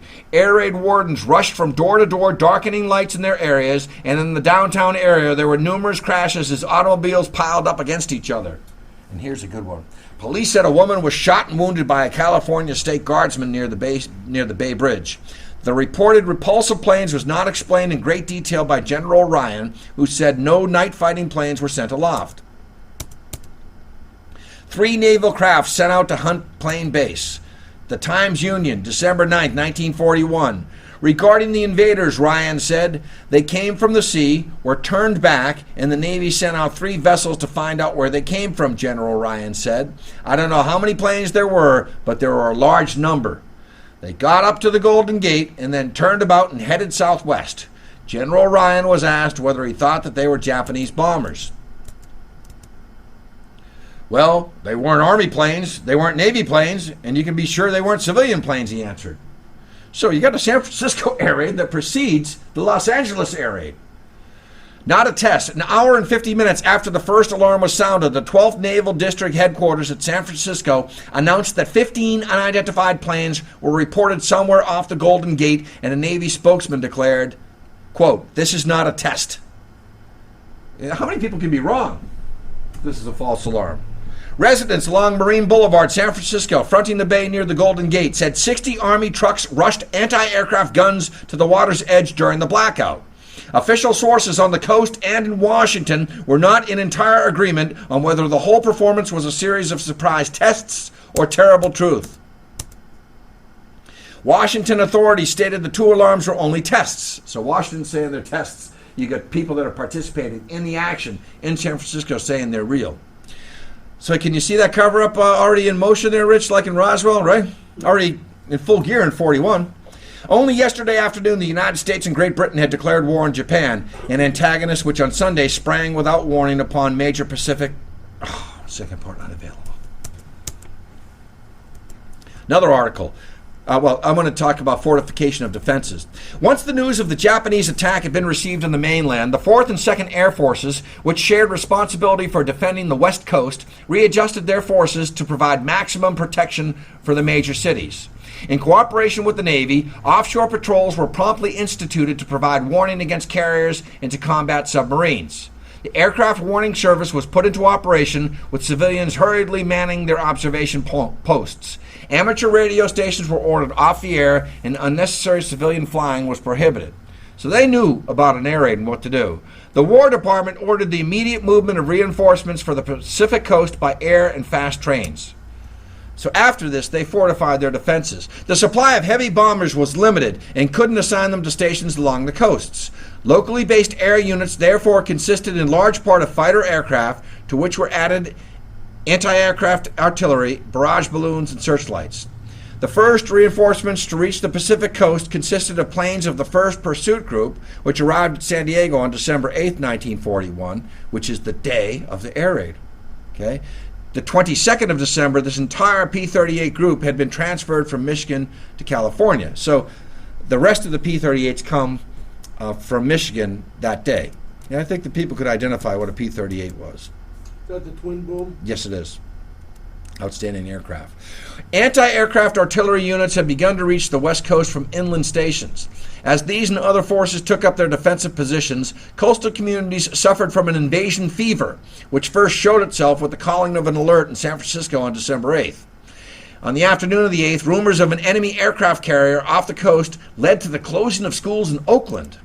That evening, while residents of the Bay Area were having dinner, radio broadcasting suddenly ceased. And this was followed by a blackout, which lasted nearly 3 hours. In the absence of adequate preparations, sirens on police cars were used to warn people, and self-appointed neighborhood wardens rushed from door to door to help enforce the blackout. Reports reaching Washington of an attack on San Francisco were regarded as credible, but news dispatches soon characterized the affair as a test and announced that California had caught its breath again. The Army, however, insisted that radar stations had tracked airplanes approaching the coast from a distance of 100 miles at sea. Let's cut over to the East Coast. The continuity of the tracking convinced officers that the planes were hostile, and Lieutenant General John L. DeWitt of the Western Defense Command strongly denounced those who treated the alert lightly. In the San Francisco News of December 10, 1941, he was quoted as follows, quote, "Last night there were planes over this community. They were enemy planes. I mean Japanese planes, and they were tracked out to sea. You think it was a hoax? It is damn nonsense for sensible people to assume that the Army and Navy would practice such a hoax on San Francisco." Lieutenant General. Newspapers impressed with these statements carried banner headlines announcing that the Army warned city danger near. A similar message had been carried to a national audience on December 8, 1941, when Fiorello LaGuardia, head of the Office of Civilian Defense, told the radio public, "I do not want to unduly alarm my fellow citizens, but I want to be realistic. The situation is serious. We must not underestimate what happened 24 hours ago." He's talking about Pearl Harbor. Disturbing rumors of enemy threats continued to mount on December 9th as early that morning, unidentified planes were reported off Southern California, and the 11th Naval District ordered preparations made to repulse a raid by sea or air. Later, the Navy relayed to the Army Air Force a red-hot tip, which announced that 34 enemy vessels were standing off the coast near Los Angeles, waiting for the fog to lift before staging an attack. Army planes were dispatched and found that the alarm had been occasioned by the presence of a group of American fishing boats. Later in that day, a report with convincing detail told of a Japanese cruiser 20,000 yards off the west tip of Catalina Island. Other witnesses insisted that a cruiser and 3 destroyers flying Japanese flags had been spotted off of the coast. This, of course, was the period when whales were mistaken for enemy submarines and when floating logs were bombed by inexperienced and overeager air crews. Such rumors and alerts were not confined to the Pacific coast. On December 9th, an air raid warning, the first of the war, swept New York City and the Northeast states. At noon, advices were received that hostile planes were only 2 hours distance away. Fighter aircraft from Mitchell Field took to the air to intercept the raiders, and radio stations left the air. Such rumors and alerts were not confined to... this is a double. Oh, here we go. Moving down, middle of the page. Since there was no system for warning the public, New York's air raid sirens were not installed until February of 1942, and the police took the initiative in spreading news of the alert. As a precautionary measure, school children were hurriedly sent home. No general hysteria was noted, but the warning was taken for real on Wall Street, where a wave of selling on the exchanges brought security quotations down hundreds of millions of dollars in the worst slump of the stock market since the collapse of France in 1940. The alarm spread to Boston, where police shifted heavy stores of guns and ammunition from storage vaults to stations throughout the city, and where industrial establishments were advised to prepare for a raid. The many alerts of this period reflect the inexperience of both the public and defense forces. To some critics, it was a deliberate attempt by the Army to frighten the public in order to stimulate interest in war preparations. But it should be noted that many of the reports of unidentified aircraft leading to precautionary blackouts resulted from mechanical difficulties with new radar equipment and from the understandable mistakes of inadequately trained personnel. Further, there's evidence that the Army commanders were genuinely convinced that the danger of attack, especially against the West Coast, was very real. Military men knew better than laymen how limited their defenses were against an air attack. Along the Pacific coast in December of 1941, there were only 45 thoroughly modern fighter planes to defend a coastline which extended for 1,200 miles, and along which were located such important aircraft plants as those of Boeing in Seattle, Douglas and Lockheed in Los Angeles, and Consolidated in San Diego. In heavy bombers, the defenders were even less well equipped. At the close of 1941, there were only 10 heavy bombers stationed along the entire West Coast, and the number within reach to launch against an enemy force was limited. Although there were 75 medium bombers at hand, their short range cut down their usefulness against the type of attack expected. Moreover, during late 1941, crews of both fighters and bombers were handicapped by an acute shortage of ammunition. To reconstruct the problem as it appeared to air officers at the time, let's assume that the report of the presence of 34 Japanese ships off the California coast on December 9, 1941, keep in mind, 2 days earlier they had bombed Pearl Harbor and they should have retreated back to Japan, where they did arrive in port on December 26th. Suppose this was true. With what forces could be so threatening a surface fleet could have been opposed? There's good evidence at this point that the 4th Air Force actually issued an order to attack and destroy the enemy force. By good fortune, 14 bombers destined for the Southwest Pacific were in the vicinity, but it was found that the machine gun turrets on the planes would not operate, there was no adequate supply of oxygen for high-altitude operations, and that only a few 300 and 600-pound bombs were on hand, so the bombers would have to basically enter the engagement useless and without fighter support. So how effective this force, which was larger than any normally stationed along the coast, would have been against a major enemy fleet must be left to the imagination, but competent authorities were convinced that a vigorous attack would have overwhelmed American air units at any of the chief points of defense along the western seaboard. In spite of the grave concern for the safety of the West Coast, the first attack on a land objective in the Americas actually was directed against Aruba in the Caribbean. This small Dutch island, that's where we processed oil from wells in Venezuela and currently accounted for 1/3 of the United Nations supply of high-octane gasoline. Early in the morning of February 16th, aggressive enemy submarine action in the Caribbean began with an attack on shipping off the harbor at St. Nicholas. These are German subs, by the way. They did a couple more attacks. Basically, they killed 4 men. So the Army tried to bomb the submarines. They came back on February 19th and again on March 2nd and April 19th with more attacks on refineries in the Caribbean. But President Roosevelt, due to this initial attack on Aruba, warned the nation that enemy ships could shell New York City or enemy planes could drop bombs on Detroit. Secretary of War Henry Simpson added that the public might as well prepare itself to accept occasional blows because the Army was determined not to disperse its forces in small fragments to serve as security garrisons. The New York Times pointed out that American seaboard cities were well within the enemy's reach, but the only danger was that the attacks might create a popular demand for protection at all costs. So, during the fireside chat on February 23rd, 1942, this is an important event. This is the day before the Los Angeles air raid. It was publicized that President Roosevelt would go on the air with a fireside chat. Well, the Japanese decided we're going to disrupt that news and upstage him. A Japanese submarine rose out of the sea off of Elwood, which is a hamlet on the California coast north of Santa Barbara, and pumped 13 shells into a Tidewater refinery installations. The shots, as I mentioned, designed to punctuate the president's statement that the broad oceans, which have been heralded in the past as our protection from attack, have become endless battlefields on which we are constantly being challenged by our enemies. And again, the president, it was a feeble attempt, but it was trying to upstage President Roosevelt. Basically, this sub surfaced at 7:05 p.m. Pacific time, just 5 minutes after the president went on the air. For about 20 minutes, the submarine kept a position 2,500 yards offshore to deliver the shots from its 5.5-inch guns.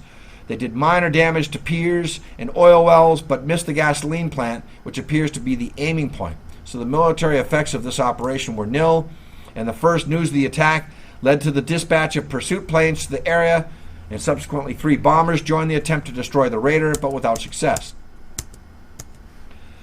So basically, at this point, it showed that the United States was vulnerable. And then what I have is we have a blackout in Los Angeles. This is actually the first Los Angeles air raid. I call it the original Los Angeles air raid. And again, bear with me. And if you don't want to hang around for this, I understand, because I probably have another 20 minutes to go. So I just want to let you know about that. I want to talk about German vengeance weapons. It's very important because I want to show you that the possibility of is it possible that a German aircraft carrier were operating in the Pacific? Absurd, but we're going to go there. And then I'm going to talk to you about the America bombers, some long-range bombers that Hitler was building to bomb New York City, if you want to hang out for that. Southland plunged into darkness as Army reports presence of unidentified aircraft. Searchlights seen and gunfire reported. Again, this is not the Los Angeles air raid of February 24th and 25th, 1942. This is the Los Angeles air raid of December 10th, 1941. A gigantic blackout covering the area from Bakersfield south to San Diego and eastward to Boulder City and Las Vegas, Nevada, went into effect shortly after 8 o'clock last night on orders from the Army 4th Interceptor Command, and it continued to 11:03 p.m. As Los Angeles went dark amongst considerable confusion and uncertainty, the Interceptor Command announced that this is not a practice blackout. A yellow signal indicating the approach of enemy air raiders was flashed on the statewide teletype at 7:35 p.m. Police said the signal indicated the presence of unidentified airplanes approaching Los Angeles from the sea, but did not necessarily mean that they were enemy. Anti-aircraft and machine gunners scrambled to their weapons at Fort MacArthur, which was promptly placed on alert basis. Fort MacArthur is where they have that celebration of the MacArthur Air Museum every year. Reports that the sound of gunfire could be heard could not be verified from listening posts at the beach or at the harbor. Definite indication that the Interceptor Command meant business by calling for the blackout was contained in a statement from a spokesman who said, quote, "There are planes over the south of Los Angeles that are unidentified. The area will be blacked out until we can identify them." Planes are sent up to investigate. When asked if Army planes have been sent aloft to contact these aircraft, the spokesman said, "You can assume there have been." Thousands of Angelenos listened for straining ears for sounds of aircraft, were unable to distinguish sounds of motors, however. A few minutes after the blackout was ordered, the flashing of what appeared to be Army searchlights was visible in the higher portions of Los Angeles, 25 miles from the waterfront.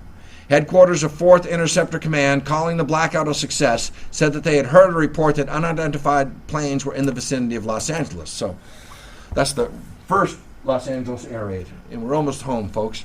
German aircraft carriers. The Graf Zeppelin, like the Graf Zeppelin blimp, was a German aircraft carrier of the Kriegsmarine named after Graf, which means Count, Ferdinand von Zeppelin. It was Germany's only aircraft carrier during World War II. Its construction was ordered in November of 1935. The keel was laid down in December 1936, and it was launched on December 8th, 1938, but was never completed. I find that ironic, that December 8th date, because that's when all hell broke loose in New York and San Francisco. It was sunk after the war by the Allies as a target ship on August 16th, 1947. But it's an enormous craft. Its length was 861 feet. Propulsion, 4 screws. Speed, 65 kilometers an hour. It had 8,000 nautical miles range. 1,720 crew. 306 flight personnel. Heavily armed. It could carry 50 aircraft, 10 BF-109s, 20 Ju-87 dive bombers, and 20 torpedo bombers. Here's a scale model of it. And here are the planes, the BF-109, torpedo bomber, and Stuka. So German naval operations during that time period of February, March 1942. I wanted to see if could the Germans have been operating out there, because I don't think it was the Japanese. Plan Z was the blueprint for the German naval Kriegsmarine, and basically the program was finalized in 1938. It envisaged building a navy of 800 ships, and 4 of them would have been aircraft carriers, tons of submarines, 5 heavy cruisers, 10 new design battleships, including Bismarck. The Navy itself, Kriegsmarine, would have 200,000 sailors in it. And during this time of February, March 1942, it was known as the Second Happy Time, basically the informal name of a phase in which the Second Battle of the Atlantic in which German submarines attacked merchant shipping along the east coast of North America. The first happy time was in 1940 and 1941. This second happy time lasted from January 1942 to August 1942. So there were two ongoing major German naval operations during the Battle of Los Angeles in February 1942. First was Operation Sport Palace, and it was the action by the Tirpitz, battleship Tirpitz, and its escorting destroyers against Arctic convoys PQ-12 and QP-8. It took place in early March 1942, and it was the first attempt to disrupt an Arctic convoy. The Channel Dash was a major naval engagement during World War II, in which a German Kriegsmarine squadron consisting of Scharnhorst, Gneisenau, and Prince Eugen, supported by a number of smaller ships, ran a British blockade and successfully sailed from Brest in Brittany to their home bases in Germany via the English Channel. On February 11, 1942, it was called Operation Cerberus by the Germans. The ships left Brest at 21:15 and escaped detection for more than 12 hours, approaching the Straits of Dover without check.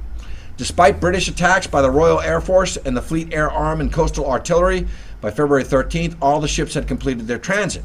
But the damage done to Scharnhorst and the subsequent fate of Gneisenau resulted in the German Naval Command to view the operation as a tactical victory but a strategic defeat. So my question is, if the Germans couldn't even cross the English Channel without detection, how could they get an aircraft carrier or battleships undetected into the Pacific Ocean and off the coast of California?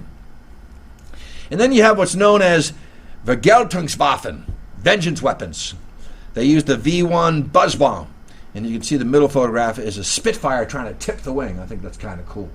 And when these things, they be called doodle bugs, and they go, and as soon as you stop hearing that, everybody ran for cover because that meant it was coming in.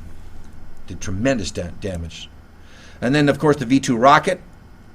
And then an unknown Vergeltungswaffen is the V-3 vengeance weapon, which was a long-range cannon that was designed to obliterate London. And then we have long-range German aircraft. Okay, it's called the America Bomber, and it was an initiative of the Air Ministry of the Reichstag to obtain a long-range bomber for the Luftwaffe that would be capable of striking the continental United States from Germany, a range of about 3,600 miles. The first public reference to the America Bomber takes place on July 8th, 1938, in a speech by Hermann Goering. He says, "I completely lack the bombers capable of round-trip flights to New York with a 4.5-ton bomb load. I would be extremely happy to possess such a bomber which would at last stuff the mouth of arrogance across the sea." Canadian historian Horrigan says that the plan started as a result of discussions by Hitler in November of 1940. He wanted to deploy long-range bombers against American cities from the Azores, which were owned by Portugal. They were Germany's only possibility of carrying out aerial attacks from a land base against the United States. So he put it out for bid, the design to Messerschmitt, Junkers, Heinkel, Focke-Wulf, the Horten brothers. And this followed up the Destroyers for Bases agreement that was reached between the U.S. and the U.K. in September 1940. This is how they countermanded that. So the America Bomber project was completed, project plan was completed on April 27, 1942. And it was submitted to Reich Marshal Hermann Goering on May 12, 1942. And it was discovered in Potsdam after the war by Olaf Groller, a German historian. And the plan specifically mentioned the Azores as a transit airfield to reach the United States. And they were targeting the Ju-290 and the Me-264 that could reach American targets with a 5-ton and 6.5-ton payload, respectively. And you're going to see photos of these in a moment. And what he did is he found that the Germans had 21 targets of military importance.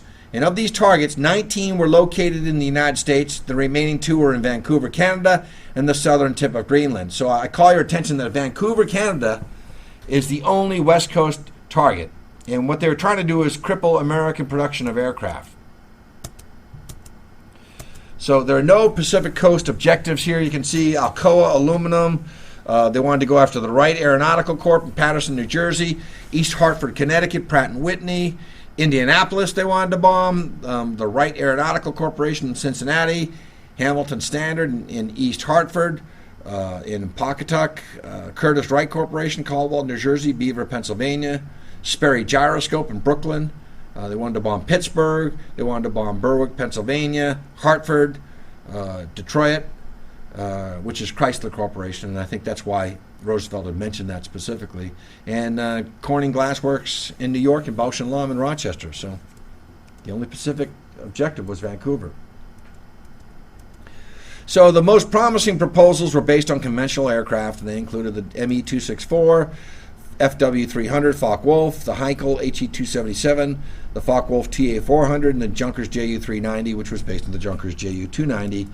The prototypes of the ME-264 were built, but it was the JU-390 that was selected for production.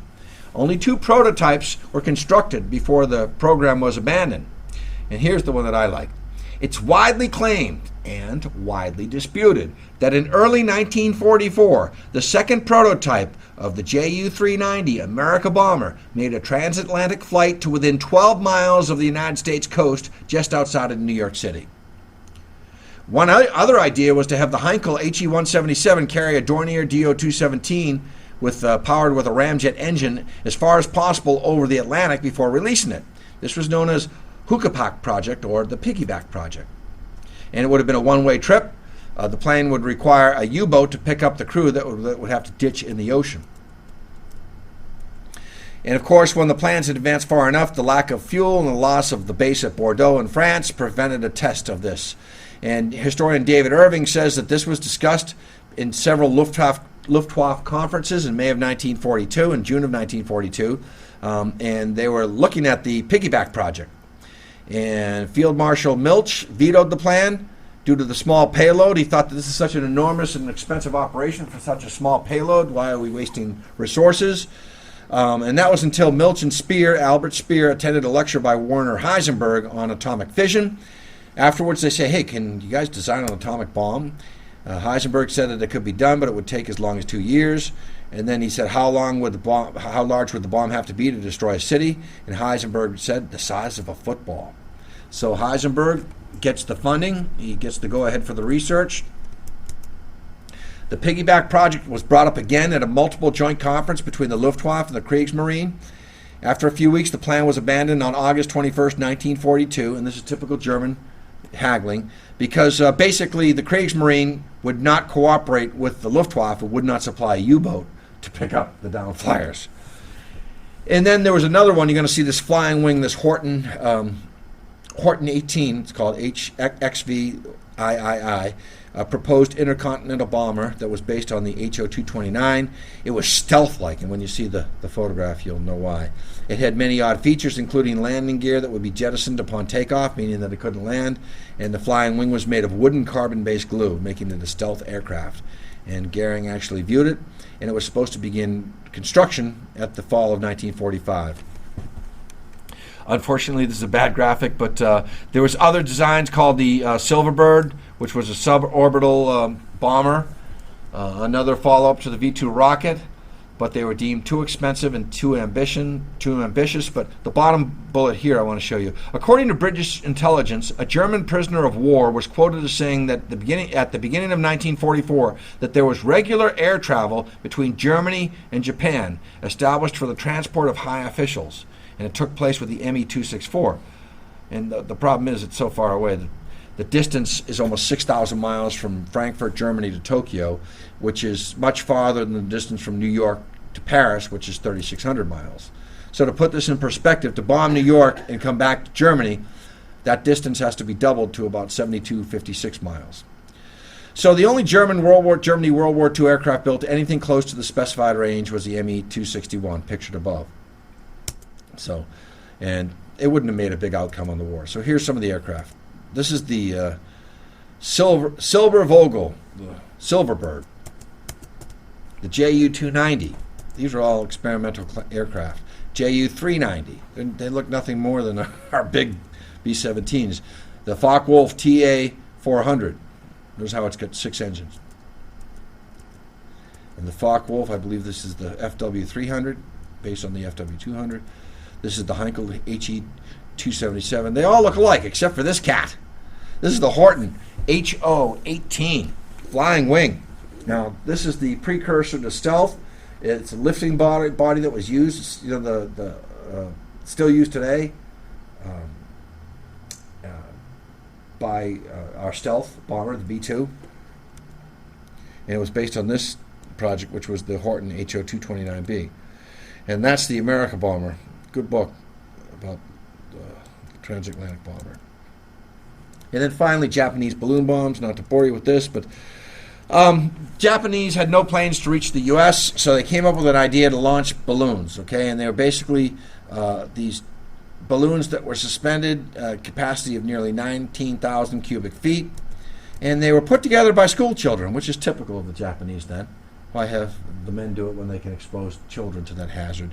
But it was controlled by altitude control and by bags of sand, and basically by aneroids and small battery, it would determine and release sandbags and would ignite when the balloon had reached a certain preset minimum altitude. And then the balloon would rise again to approximately 3,800 feet and be carried along by higher winds. They'd launch these things up into the jet stream. Basically, as I mentioned, they were made by school children. Thousands of Japanese took part. They were expensive, though. They cost over $2 million, that's pre-war dollars, were spent on the manufacture of the balloons, and the cost was $2,300 per balloon. And when these landed in the United States, they were, here are the balloons launched. November 1944, the first launch, 700. December, 1,200. January 1945, 2,000. And again, Japan is in its death throes now. February 1945, 2,500. March 1945, 2,500. April, for a total of 9,300 balloons were launched. Only 1,000, they think, made it to North America, of which 300 were recovered. And the first one was launched on November 3rd, 1944, which is well after the Los Angeles air raid, so it wasn't a Japanese balloon. The first balloon was found out to sea. Again, the United States kept this under wraps. They didn't want to let the Japanese know that they were successful in launching these balloons.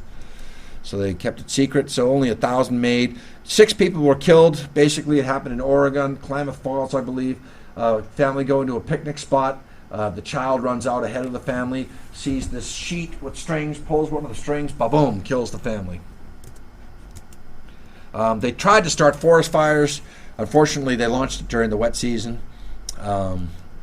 And propaganda value was nil because they never found out until after the war that they had actually reached the United States. The United States had their own countermeasures. There were balloons that were shot down. And again, the Japanese didn't know if they were reaching it.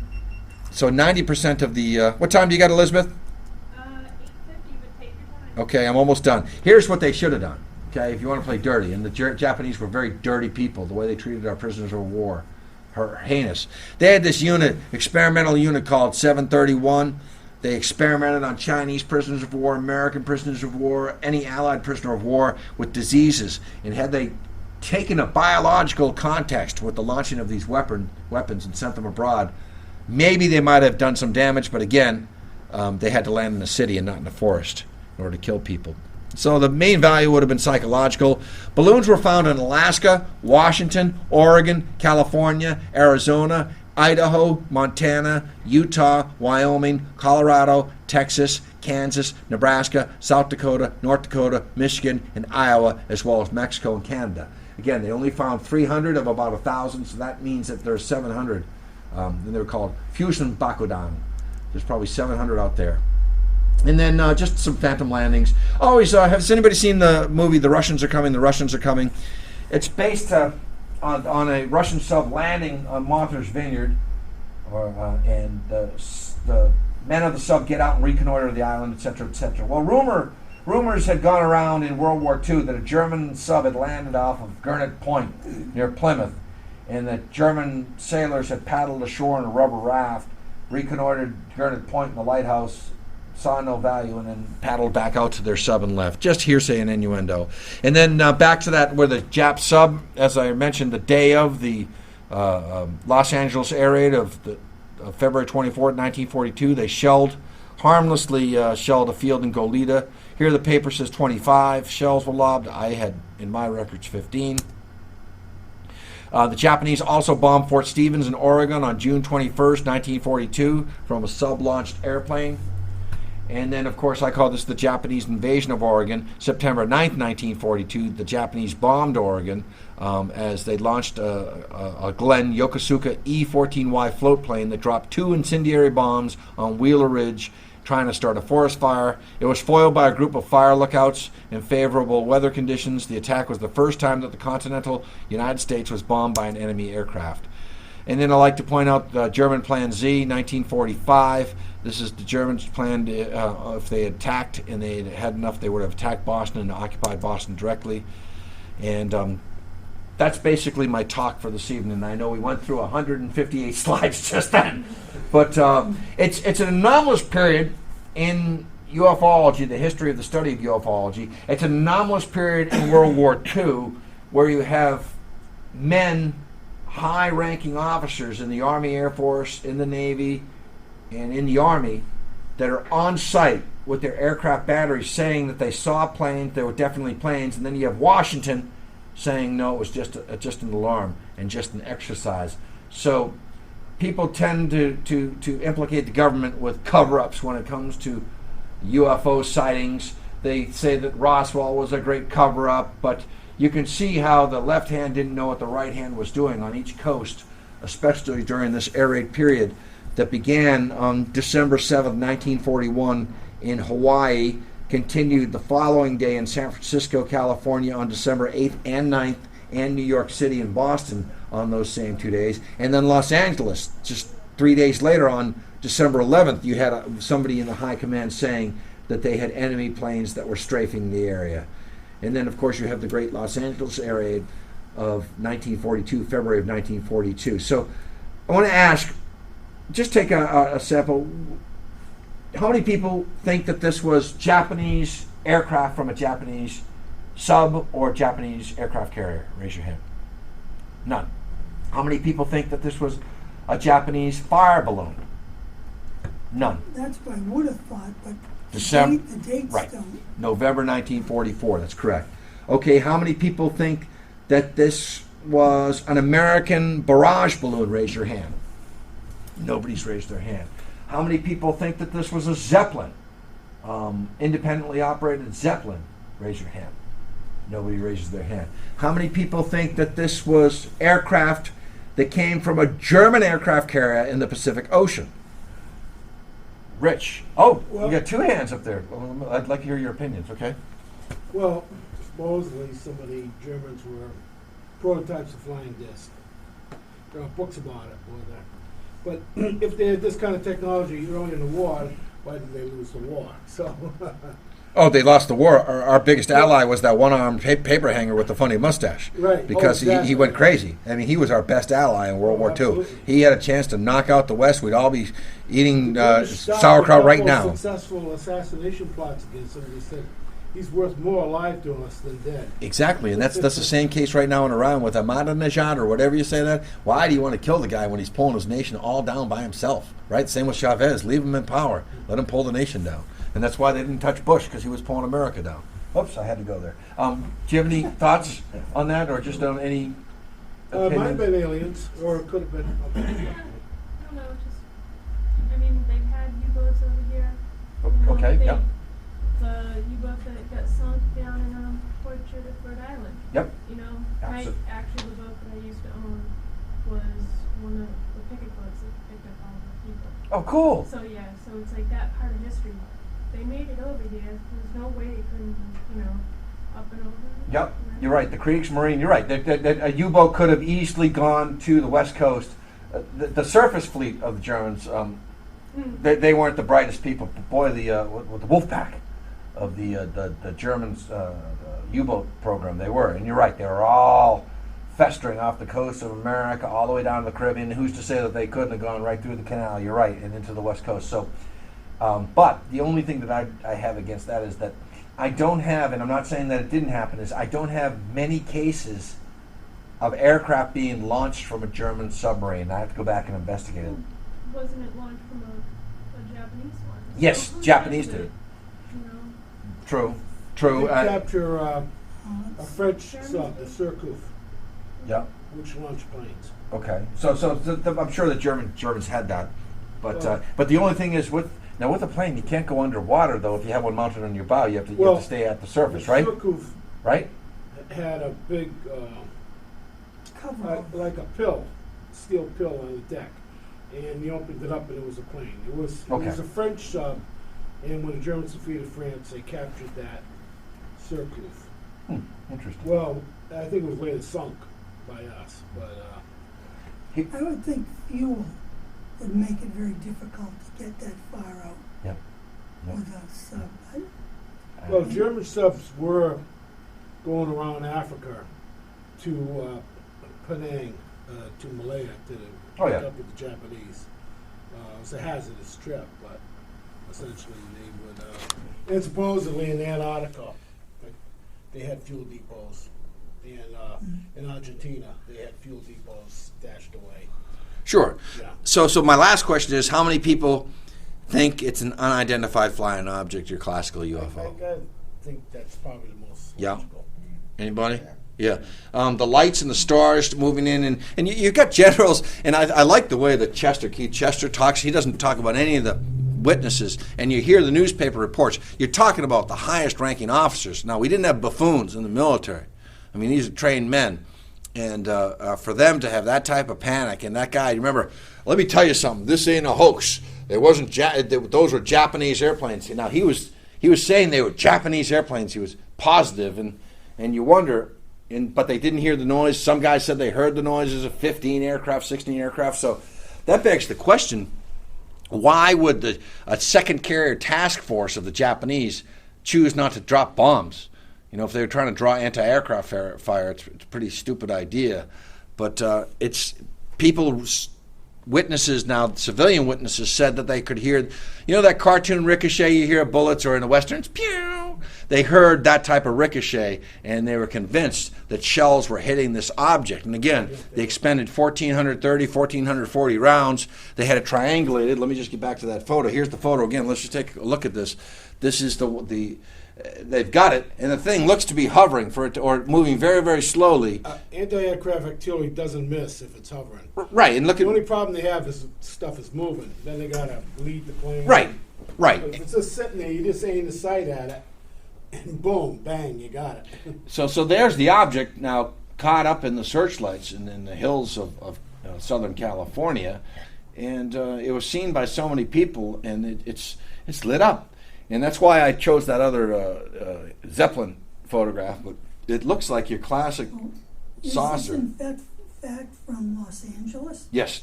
Yeah, this was in the paper the next day, on February 25th paper. And again, that's the reverse image on it. Dave said he saw lens flare. Where'd you see lens flare? Oh.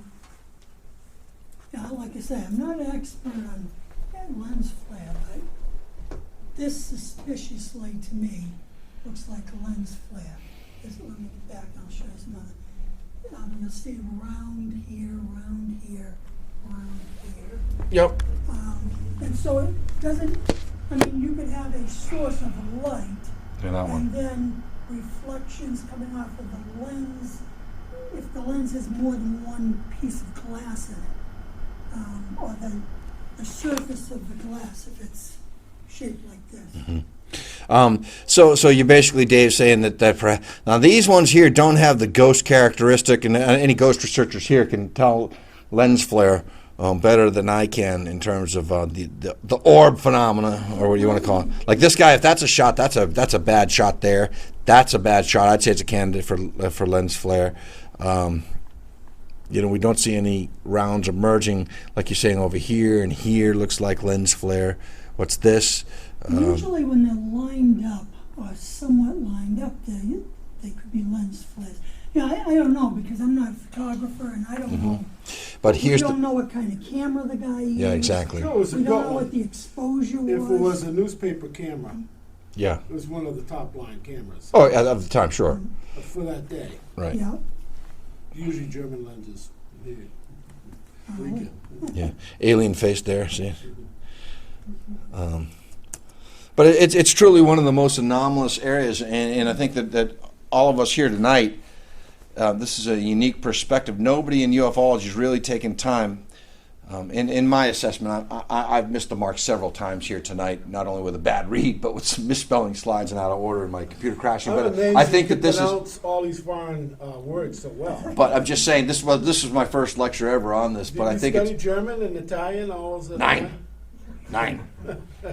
But Most people this is something that has to be looked into, and I think it's a smoking gun. Again, I'm so suspect of the Roswell incident, I don't even bother with it anymore. And I think the only thing that came down to Roswell was a bunch of bull cookies. But when they turn that on TV, I just go to the next channel. yeah, exactly. I mean, I'm tired of Rich, yeah, you're tired, Rich. But here's the reverse image now, so showing that something's in that age. And so look at this. That looks like a real shot there too. But you can see the depth in the image, right, of these. So maybe these aren't lens flare. And notice some of those other ones that I pointed out over here are gone. They have no depth to them. So who's to say? But I think it's fascinating that Army, who fired the guns, right, is saying it's real. The Army Air Force, who didn't scramble any planes, says it isn't, and the Navy, of course, who wasn't even involved, says it isn't. And it not only does it happen in this huge event of February 24th and February 25th, 1942 in Los Angeles, where 6 people die, right? 3 are killed by falling shrapnel, and it's buried in this article here. 1, as we mentioned, died in a car accident, and 2 from heart failure. Nearly 1,500 rounds expended. You got to write reports. These guys aren't tell you go man the gun. Fire it off if you have to. It's you have reports and people to face up to, and your CO is the guy that's going to face the flak. No pun intended. Supposedly, yeah. there were UFO crashes in the 30s, which our government Well, got. There was reports of that. So the highest level of the government may have known about aliens. yes and no. I mean, I'm from the school that either there's no UFO crashes or they're coming down like leaves. And there's the Cape Girardeau, Missouri Yeah. BS of 1941. I don't believe in that. I think that's folklore, and I think it's a guy trying to sell his books, and he's selling this slag that he says is from a UFO crash. Please. But before this, now is the amazing thing is Boston. You heard about the police? They were moving arms around. They were playing for keeps. That was no drill. You don't move arms around to different locations throughout the city on a drill. You can pretend about that, but you just don't. You don't pick up weapons like that. But they were getting ready for a firefight. Okay, and in New York City, they're sending kids home from school. Police are knocking on doors.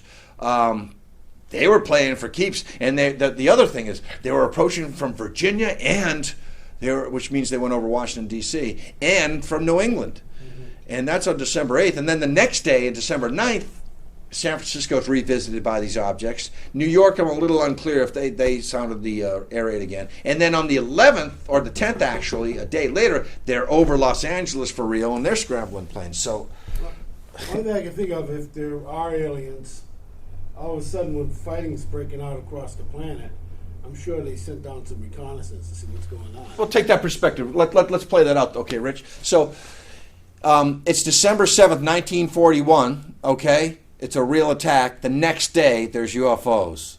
Okay? Right? So think about that. If they were going to come because they see human hostilities, they came at the right hour, and they were all over the defense plants. Okay? And I guess what they were doing is probing the defenses of the West Coast. I mean, they show up literally the next day. And on both coasts, there's no reports of Japanese planes or German planes or air raid sirens going off in Detroit, or although I haven't investigated that, or in the interior United States. So if they were UFOs, they came at the right time. People said that they came in the late 40s because we invited them here for 3 reasons. We invented radio, we invented the rocket engine, the jet engine, we could get off the planet, and of course nuclear weapons. But this precedes all of that. There's radio, of course. But it's primitive radar, and we don't have operational nuclear weapons. So, fascinating case. Does anybody have any other comments, or Dave? What? As a devil's advocate. Sure, absolutely. How about hysteria? I think it's very likely that you've got people who've never shot off guns or have very little experience with them, thrown into a situation in 24 hours where Hawaii's been attacked, we might be next. Here, take these guns, go out, you know. Very good point. The Dick Cheney effect. And then You have a couple of beers and you go shoot your friend in the face by mistake thinking you're hunting. So then you start, well, you know, my brother was in the Navy, and he told me how his ship could not sink a wooden barrel that they had out there. They had a target. This was during the Vietnam era. That was with radar. And, you know, they weren't inexperienced, but they weren't all that experienced either. What I'm driving at is you don't necessarily have career-orientated guys on the guns. Yep. You might have, it might be the guard. You know, Great point, though. They've never been live the action. Civilians, yeah. This is first So time now live action. Some guy starts firing at something, whatever it is, and the next gun over is going to look at where they're firing and join in too, because, and then once you see Yep. things going on. Absolutely. Okay, so now some people die, and you're in charge. All these guys have been firing all night. You've got to say something happened. You can't say, "Oh no, it was just a mistake." He But we loses did his have job. some credible. Good point. Go ahead. He's excellent He point loses there. his job. Okay, They're gonna so get- let's They demote yep him. yep yep. You How got come to you CYA. didn't stop the men from You're right. shooting You're right. In at Washington. people? And 5 people were killed. because In of it. Washington gives them the wink and the nod by saying, no, there's no alarm. In other words, you did your job. We understand. It might have been hysteria.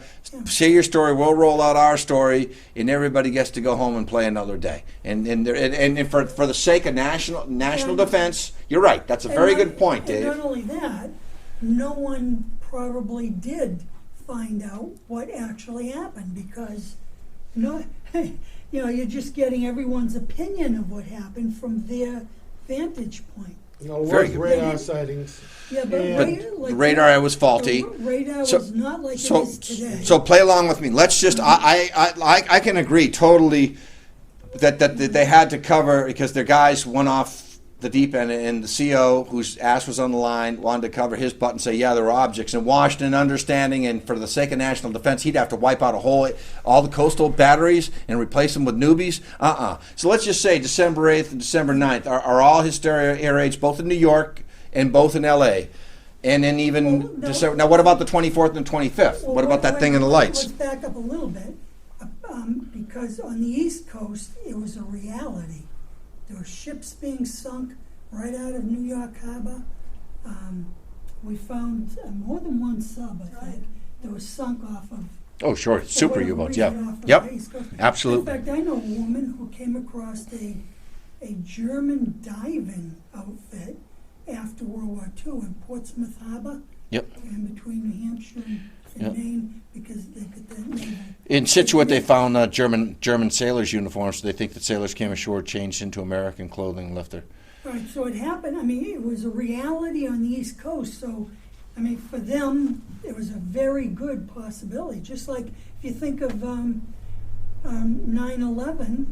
The next day, there was hysteria. Yeah, You're right. You're right. They blocked a tunnel, didn't they? Because they thought that the tunnel was going to get blown up or something. Right. And Right. You're I right. think So it the was hysteria. 24 hours. You're right. You're right. And there was a lot of hysteria in the U.S. on September 12th. And it's natural, Yeah. you know, to have the hysteria. And then when you get a group of people together, one person can say one thing and other people may see what that person thought they saw.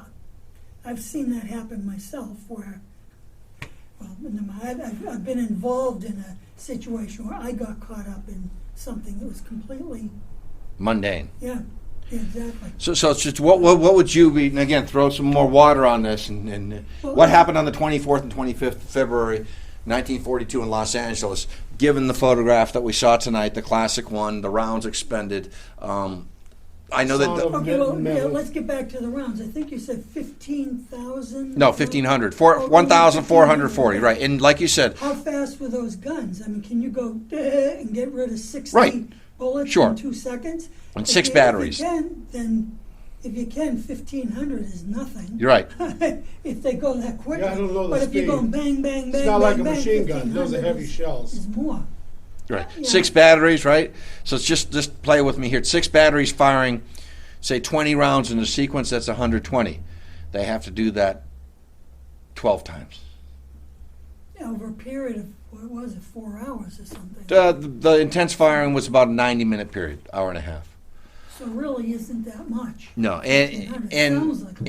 and if they were wrong, and play again along with me, if they were wrong, wouldn't they have known that maybe in the first 20 minutes? Okay, boys, all clear.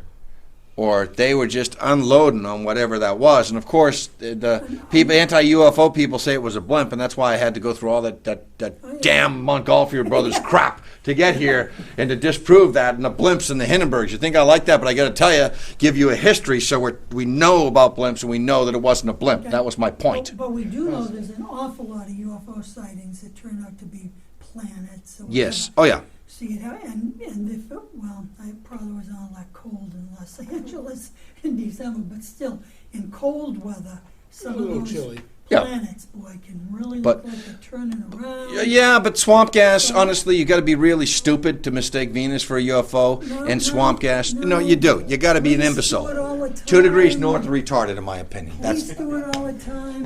Nah. Yes. Here's a question. Yeah.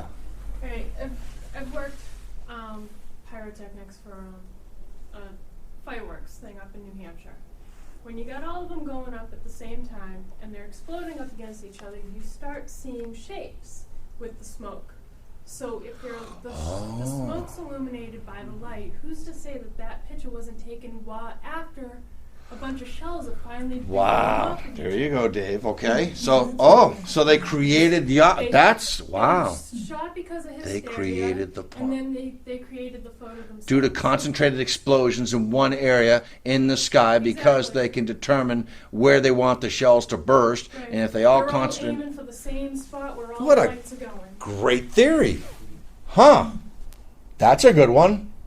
Yeah, very good. Yeah. Wow. And it take because of your experience of fireworks to say something like that. So you get a geometric shape like that rather than just an amorphous blob? Or Well, smoke does its thing. You never get the same shape twice, depending on which way the things are coming and the air and everything. Yeah, and this may not be a shape. This may be, A bunch of explosions in one spot. yeah, but is this what might I'm not be seeing. really a shape. And- It might be and- just concentration of the light. Yep. And not only that, though, the pinging could be the ricochet of shrapnel off each other. Wow. Good theory. Excellent theory. I never thought about that. That's an apt explanation. So conceivably, I can walk out of here saying Dave's hysteria theory, which is very credible, and the CYA, Washington, East Coast, West Coast. Yeah, I know you guys. get a rattling sound when shrapnel hits each other. I'm not sure what the sound is, but that's plausible. If you have shells concentrated in one area where and they're aiming there, and look at the guys there, and you got 1,440 rounds, right? And a couple of them go high, right? A couple of them go high over the object or over this concentrated area. I mean, if you look at it now, stand back and just what she just said. That looks like a round exploding, okay? That looks like a round exploding. But now let's just go down to here, okay? So here, this to me is a very dense smoke area. I can give you that's a round or a couple of rounds about to explode. That's a round, okay? But this here is an intense smoke cloud, but I'm not seeing, maybe it's me, and I'm going to go back here. I don't see, this I see as cloud and smoke, do you see? All this is cloud and smoke, but I don't see an intense cloud here. Maybe I'm not seeing it. And then let's just do this here. That's a close-up of the concentrated area. Do they have any idea what the weather was like that So night? tough to tell. Cool and chilly. That was my opening statement. Yeah, but I mean, cloudy or No, partly cloudy? it was, okay, Chester has I the... mean, I think the problem is we don't have enough information about the picture to really be able to. Here we go. To examine A bit it. chilly on the night of February 24th, 1942. The crisp air added beauty to another California evening, punctuated by the circadian sound of ocean waves breaking. It doesn't say what the cloud cover was, but it sounds like it was just clear and cool. It sounds like a high-pressure area. So, fascinating. Good point. Oh, but that's the reverse image. So, Wait till 4th of July and take a look up in the sky. Yeah. And see if you can create the same images. yeah, exactly. And remember that it's in color what we're going to see. True. What we're looking at is black and white. There's so much information information that just isn't there in color. True. Now, Rich Hansen knows about the Trent photographs of 1952, the classic UFO. Kind of looks like a drum cymbal or an Asian worker's hat. If this has the top, the ovoidal top to it, I mean, it does have the classic saucer signature shape.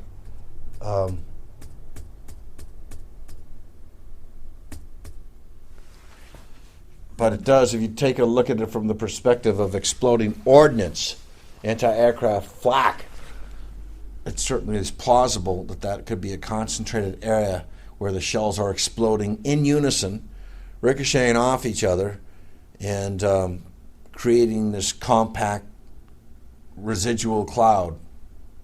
It's certainly possible. You know, there's a lot of things that try to also understand. Like, why are we getting all this light over here? You know, is there something that's off? Well, it might be haze. It could be the glow of Los Angeles. Los Angeles, remember we said there are 3 million people in the valley then. I think there's like 10 million now. Okay, yeah, but this is supposed to be during a blackout. Oh, good point, It's supposed Dave. to be in the middle of the Good night. point. Is he I mean, based The for searchlights reflecting off smoke from the explosions, eliminating. Okay, that's a good point, Rich. Very good point. That's I mean, point well there's taken. that searchlight. He's right. He's Well, right. there's your light Think right about that, there. Dave. He's right. Oh, and we said 20 searchlights. I've heard 40 searchlights. I mean, right there we can count what, 1, 2. If there's 2 per, and look at to the right hand side how spread out the searchlights are, Dave. Right to the right, and then if you look at the one in the center, how close together. I wonder if the distance of these searchlights is the same distance of these, or am I mixing apples and oranges? But Looks like there's something in the 2, foreground 4, that's 6, lighting up. 8, 10, 12, 14, 16. There's at least 16 searchlights, maybe. Is that no? I can't really assume that. That looks like a single searchlight. That's a single. That's a double. That's 4, 5, 6, 7. I think this is double. 8, 9, and 10. Right? I agree. That's a double. Or do you think? It could be just closer. And then what's in the foreground here? That looks like trees. Okay, or some sort of shrub. But I think, like Rich said, the glow of the searchlights off the cloud You know, cover. this is kind of repeated. Yeah. Not sure why, but. Yeah. In this is a smudge mark. And you know, so again, now if it's a. Is that a helmet? What's if that? Is that a it's helmet? Yeah, taken that looks at like a night, helmet. You can see the strap where the strap goes on, so that's like a guy right there. Yeah. You think? See the That's his helmet, and we're go to the right a little bit. Yeah. Up, and you can see that the strap goes on, attaches underneath the side of the helmet. okay. Yeah. Interesting. What's the source of this photo beyond the newspaper? I mean, I see Bruce the Maccabee, notes. a quote got the glass negative of this, and as Dave Oh, asked, yeah, were they that's using right, glass that's right, negatives? right, So right. he actually found it, but it looks like it's damaged. this looks like, yeah, there's a lot of it looks damage like to it's it. scratched in a few places. It's scratched. Yeah, like there. That's a scratch. That looks like a smudge. That looks like a scratch. That looks like a scratch. Or maybe he might have gotten a copy of the actual photo, and that's a crack in the photograph. But it's a fascinating case. And how long was the exposure of it? That's another good. I don't have that data. Yeah, they have to. They can't just take a picture. That's probably why you Yeah. see the 2 lines there, because it moved just slightly enough for it to grab. Although the whatever- cameras in the film wasn't that, but they were fairly good at that time. This was in a newspaper. 50s. I think I can show you. But still, he might have had to he might have had to put it on a certain setting. It might have taken half a second. See, that's how it showed up in the newspaper. See that? Held it would be off So, to the side and then- Look at yeah. that photo showed up in the newspaper there. That's how it showed up. So, and it shows the concentrated beam here. Is that the same photo? Because okay, Yeah, so it is. It's just that it's, you know, you've got several Yeah, it is. generations away from the original Right. on that. okay, yeah, it is the same photo. But that's amazing. It's an amazing case, and maybe we do have an explanation after tonight. The hysteria one, certainly, I can understand that, but But there were credible witnesses. You're talking about all these people worked at that saw the dots move. Now, the people that saw, and you're talking military personnel that saw the glowing lights, and I read off the Chester I account can the 2 guys understand from crowds on the Douglas. street being hysteric. Right. But these are people working in the aircraft plants, high executives, Yep. military officials. They know their eye. They know their Yeah, aircraft. These people don't usually get too upset and hysterical. Yeah. Uh, Yeah. and the object's moving in. Actu- So a quick survey. How many believe in UFOs, but they have not visited the Earth? In other words, life elsewhere, but they haven't visited here. How many believe in life elsewhere and they have visited here? Okay. Okay, okay. We got a majority there? I think we do. How many people here believe that there are multiple civilizations visiting the Earth in multiple types of craft? Maybe one just like, well, How many people believe in alien abduction? Bud Hopkins, he was at the conference. yeah. How many people believe that this is not that they're not a threat to humanity? That's right. How many people think that they're slowly, through osmosis, assimilating themselves into the culture of Earth so as to take our DNA to help perpetuate their own species? In other words, they're cosmic, galaxy, gene-jacking pirates. That's a plausible theory.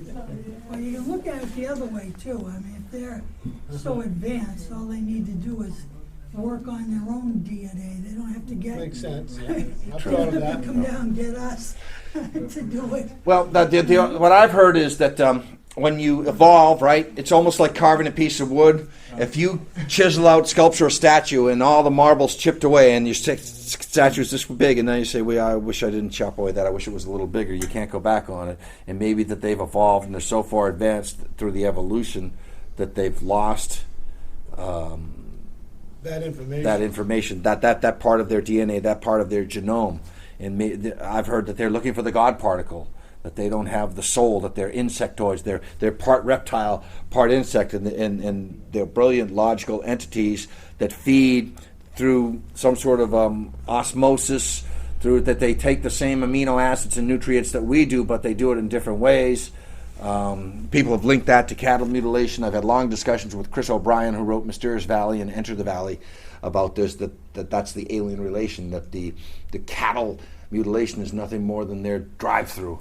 One theory I heard is a giant hollowed out asteroid, maybe having a couple, maybe even 1 billion of them, but it can't go faster than light. It's heading toward us, but they've sent out scout ships that do go faster than light, which are Harvard, and they want to bring back the DNA and mix it with theirs, with the main ship, which is advancing slowly on our solar system, so that they can modify their DNA so they can live on Earth. Well, what did Bud Hopkins say that they were doing with women? I don't know if you. What did he say that they were putting in the hands of women? Bud Hopkins, the premier abduction.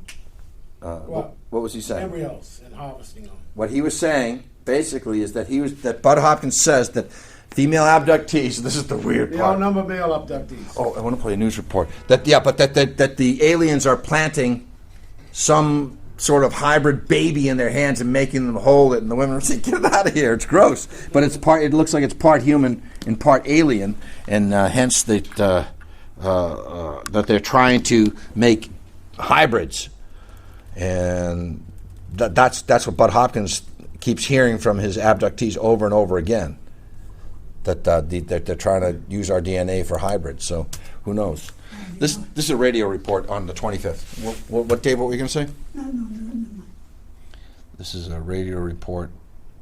Let's see if it comes up here. To the world, Wednesday, February 25th. Once again, Columbia's correspondents in world capitals and in the fighting zones in the Western Pacific are ready to give you the latest news direct by shortwave radio. And now for news of our own West Coast, we take you to Los Angeles and the report of Byron Palmer. Anti-aircraft guns went into action against unidentified aircraft in the Los Angeles area shortly after 3 a.m. Pacific wartime this morning. The anti-aircraft guns began barking during a blackout ordered by the 4th Interceptor Command at 2:25 a.m.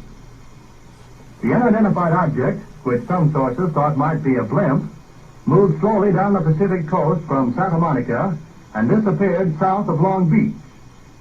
Army officials declined to comment on the possibility that the object might have been a blimp.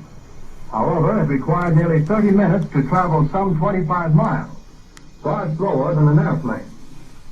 Watchers on the rooftop of the Columbia Broadcasting Building in the heart of Hollywood could plainly see the flashes of guns and searchlights sweeping the skies in a wide arc along the coastal area. Concussion of the shells could be felt in downtown Los Angeles, 15 miles away. U.S. Army planes quickly took to the dark skies, but whether they contacted the object has not been announced. Army officials say they will not comment until they receive a full report of the action. Although some watchers say they saw airplanes in the air, semi-official sources say they probably were the U.S. Army's pursuit. Several observers say they saw one or more planes spotlighted by 20 or 30 searchlights. The object moved southward, presumably over Huntington Park at the western edge of Los Angeles, and on southward to about Long Beach on the coast. By 3:30 a.m., observers said the object appeared to be over the south of Long Beach. Searchlights closely followed the object down the coast and kept it centered in their glare. Shells frequently could be seen bursting near the object, but none appeared to hit it. The shooting stopped about 3:30 a.m. The shooting brought warfare to the front door of this city of 1.25 million population for the first time since December 7th. Already it was alert to the presence off the Southern California coast of a Japanese submarine which had pumped 25 shells into an oil field north of Santa Barbara Monday evening. Because of the presence of the submarine, a 3-hour alert was ordered at dusk last night, and civilian authorities stood at their posts while the Army and Navy continued their search for the submersible. The evening alert ended at 10:23 p.m., but another was sounded at 2:22 a.m., and the blackout followed within 3 minutes. It covered Los Angeles County from Santa Monica to Pomona. At 2:27, all Southern California radio stations were ordered off the air, except those in San Diego. Approximately 20 minutes after the firing died down, the ship returned and headed westward from Long Beach toward Santa Monica. The guns went into action again, hurling round after round of shells at the object. The second barrage appeared to be closer to downtown Los Angeles, since watchers could hear the concussion of the guns more clearly, and the flash of bursting shells was brighter. Then the ship disappeared for the second time over the ocean. We return you now to CBS in New York. So there's objects. Sounds like there goes your theory, because it sounds like there's definitely an object moving down the coast. Not of course, but I can understand one particular instance of hallucination but this is the thing, it's being trailed by searchlights, by multiple observers. Right. Gun crews here, and then, along its path, not all these people are going to be hallucinating, and it's a real object. And I like how it aligns, this newscast aligns with the newspaper reports, the data. They're talking about from the Elwood shelling from the sub of 25 rounds into the Santa Barbara oil fields to the Times. They had the Times. So anyways, you guys, I don't want to keep poor Elizabeth here later, but you guys are a great audience. So, I thank you so much for coming out here tonight and talking about this object. I will tell you that I'm going to be doing another one called The Foo Fighters, about which is really cool. I'm going to be playing some Foo Fighters music as well, because they're a great band. And the Scandinavian ghost rockets, which is a strange phenomenon that happens after World War II and pre-Roswell. So please either give me your email or let me give you mine and tell me you want to go, because if we can't get this room, we can make an alternative location. The price, as always, is free.